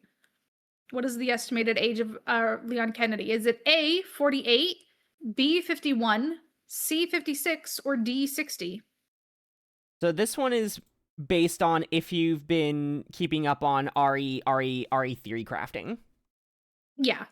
It's like it's an estimated age of what Leon would be at the time of RE9. I just wanted to throw in one for RE9 because hype for it, you know what I mean? Okay. So he graduates the academy at age 21. And does he immediately go into the REPD, or does he have to wait a while?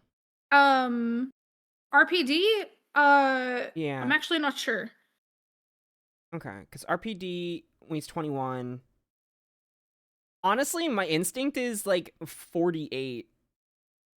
Because 11 years after RE6? No. Okay, I'm gonna guess 51. You're guessing 51? I'm guessing 51. Ooh, it's a pretty good split too, 51, 56, and 60. The correct answer, based on the estimate of the community, is 51. Hey, yo! I kind of just like threw numbers in my brain. Yep. I thought that was interesting. So Leon is going to brain. be 51, about 51 in RA9. I'm pretty sure the range they said was 49 to 52. So I just went for like a middle ground. That's fair. Yo. Yep. I was just like, okay. I was like, estimated. Man, I really Asian mathed that one. I was just like throwing out estimations in my brain for like how long from RE2 to RE4, RE4 to RE6, RE6 to RE9. Because you said RE6 to RE9 was 11 years. No, it's 11 years. Yes, sorry. RE6 to RE9 is 11 years. Yes. Yeah. Yes. Sorry, yeah, I thought you said RE4 to I like RE6. threw out guesstimations for like how long he was in training between and I feel RE2 like and RE4. Yeah, these guesstimations are all within range, relative range, so yeah. Okay. Question 19. What is the most common breed of zombified dog in Resident Evil? Is it A, Doberman Pinscher, B, German Shepherd, C, Belgian Malinese, I always say their names wrong, or D, the Rottweiler? Fun facts, chat. Ignis and I actually both had this question on our list. Yeah. We both picked the same, like, our Resident Evil themed question. Yeah. I mean, dogs. Of course we have to go with dogs question. Dogs. Boys. Why is it Dobermans? Do we have an answer for why they usually go with Dobermans? Oh God, I said the answer. You just gave it away. I'm so sorry. That's okay. Majority votes on Doberman anyway. Everybody knows it, I think.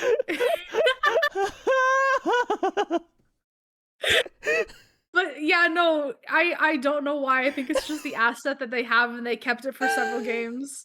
Plus, they're like police dogs. So, oh my God. most common one. Just completely just like, but why this though?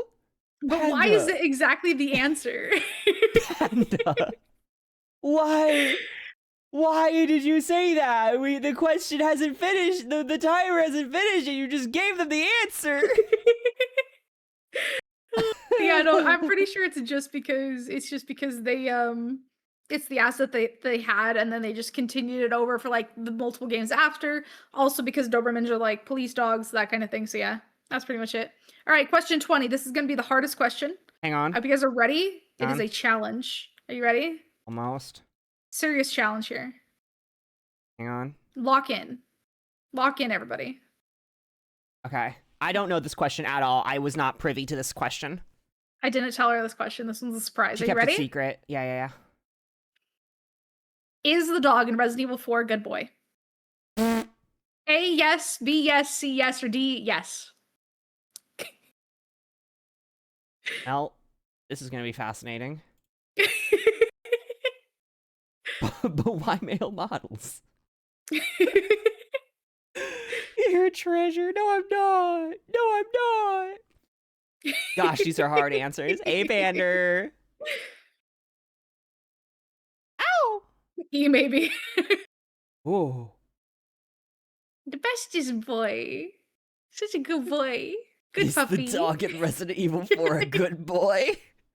He's a good boy. Let us know in the comments. Is the dog in Resident Evil 4 a good boy? Yes. Yes, yes, and yes. Yes, yes, or yes. Or yes. Yes, yes, The yes, only or answer yes. is yes. It The has to only? be yes. Only? Only. All of All the of the above. above. All of the above. Both. Both is good. Yep. And surprise, surprise, the answer to this question is yes. But I would which just one do I refund all the points. pick? You don't. The answer is yes. Oh my god, people actually picked different yeses. Yep. You just have to cancel the prediction. Nope. Give them their points back. Nope. Nope. I'm going to No. roll a d4. Fair enough. Watch it land on 2. Nobody gets points. Oh my god, that would suck. Hang on. I gotta grab my dice. Oh, I feel bad for whoever put in 8k points, though. Yeah, I know.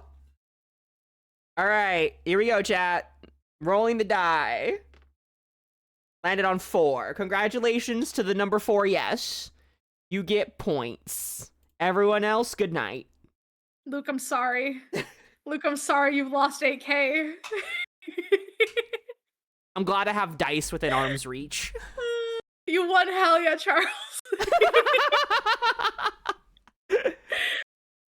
You can blame Ignis for this one because she made the question as such.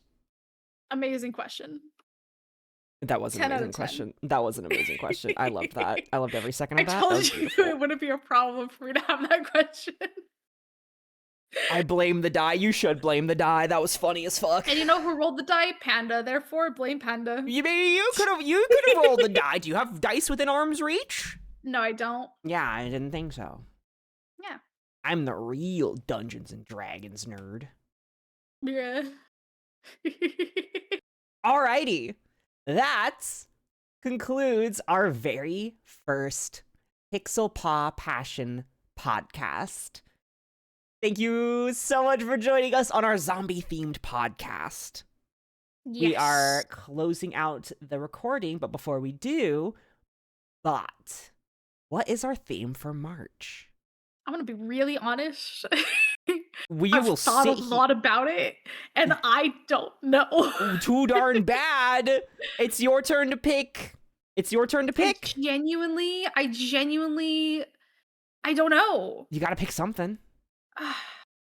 You're under the wire now. I know, but I don't have any ideas for a theme.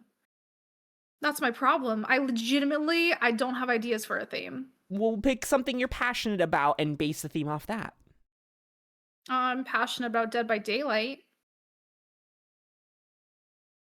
The importance Next of being episode, the prepared. importance of being prepared. Tried to be prepared for this. I've been thinking about it ever since she assigned me Okay. to come up with the next theme, and I have nothing. I'm telling She's you guys, had 3 I really weeks don't to know. figure this out. I don't has had know. 3 weeks. Okay. All right. You said DBD is what you're passionate about. We will say We video could game do- lore. Maybe we could do video game lore, or we could do like favorite animals. Entertainment said pick red pandas. We could just do favorite animals or animals. I think we'll roll with video game lore. She's very DBD coded right now. I am, but I can always go to DVD. There is a horse in DBD. There's a horse in DVD. There is a horse in DBD. No, and it's if got we very went fascinating with lore. talking about animals, I already have animals that I would talk about. I think Oh, yeah? everybody knows exactly what that animal would be. So, I mean, Cats? yes. Okay. You sound so relieved to be right. Oh no, what if it's not cats? I know. Yeah, actually, that did go through my brain. That absolutely did go through my brain. All right, let's go with video game lore. All right, sure. Let's go with video game lore.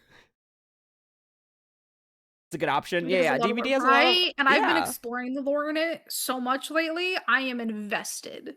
So next the month's lore. theme will be video game lore. Ooh, Yep. that's actually a really good broad theme. Yeah. I'm curious to see what you end up with. Yep. All right. Thank you all for joining us, and we'll see you for the podcast next month.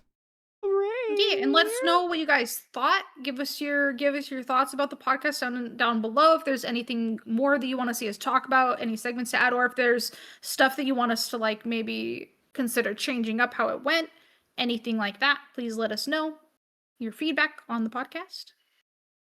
And thank you all for hanging out. It was very fun. I really enjoyed this. You don't think we're ending just yet? You Hang could on. say that. Yeah. Hang on. Just, give me a second. You guys like the trivia, okay?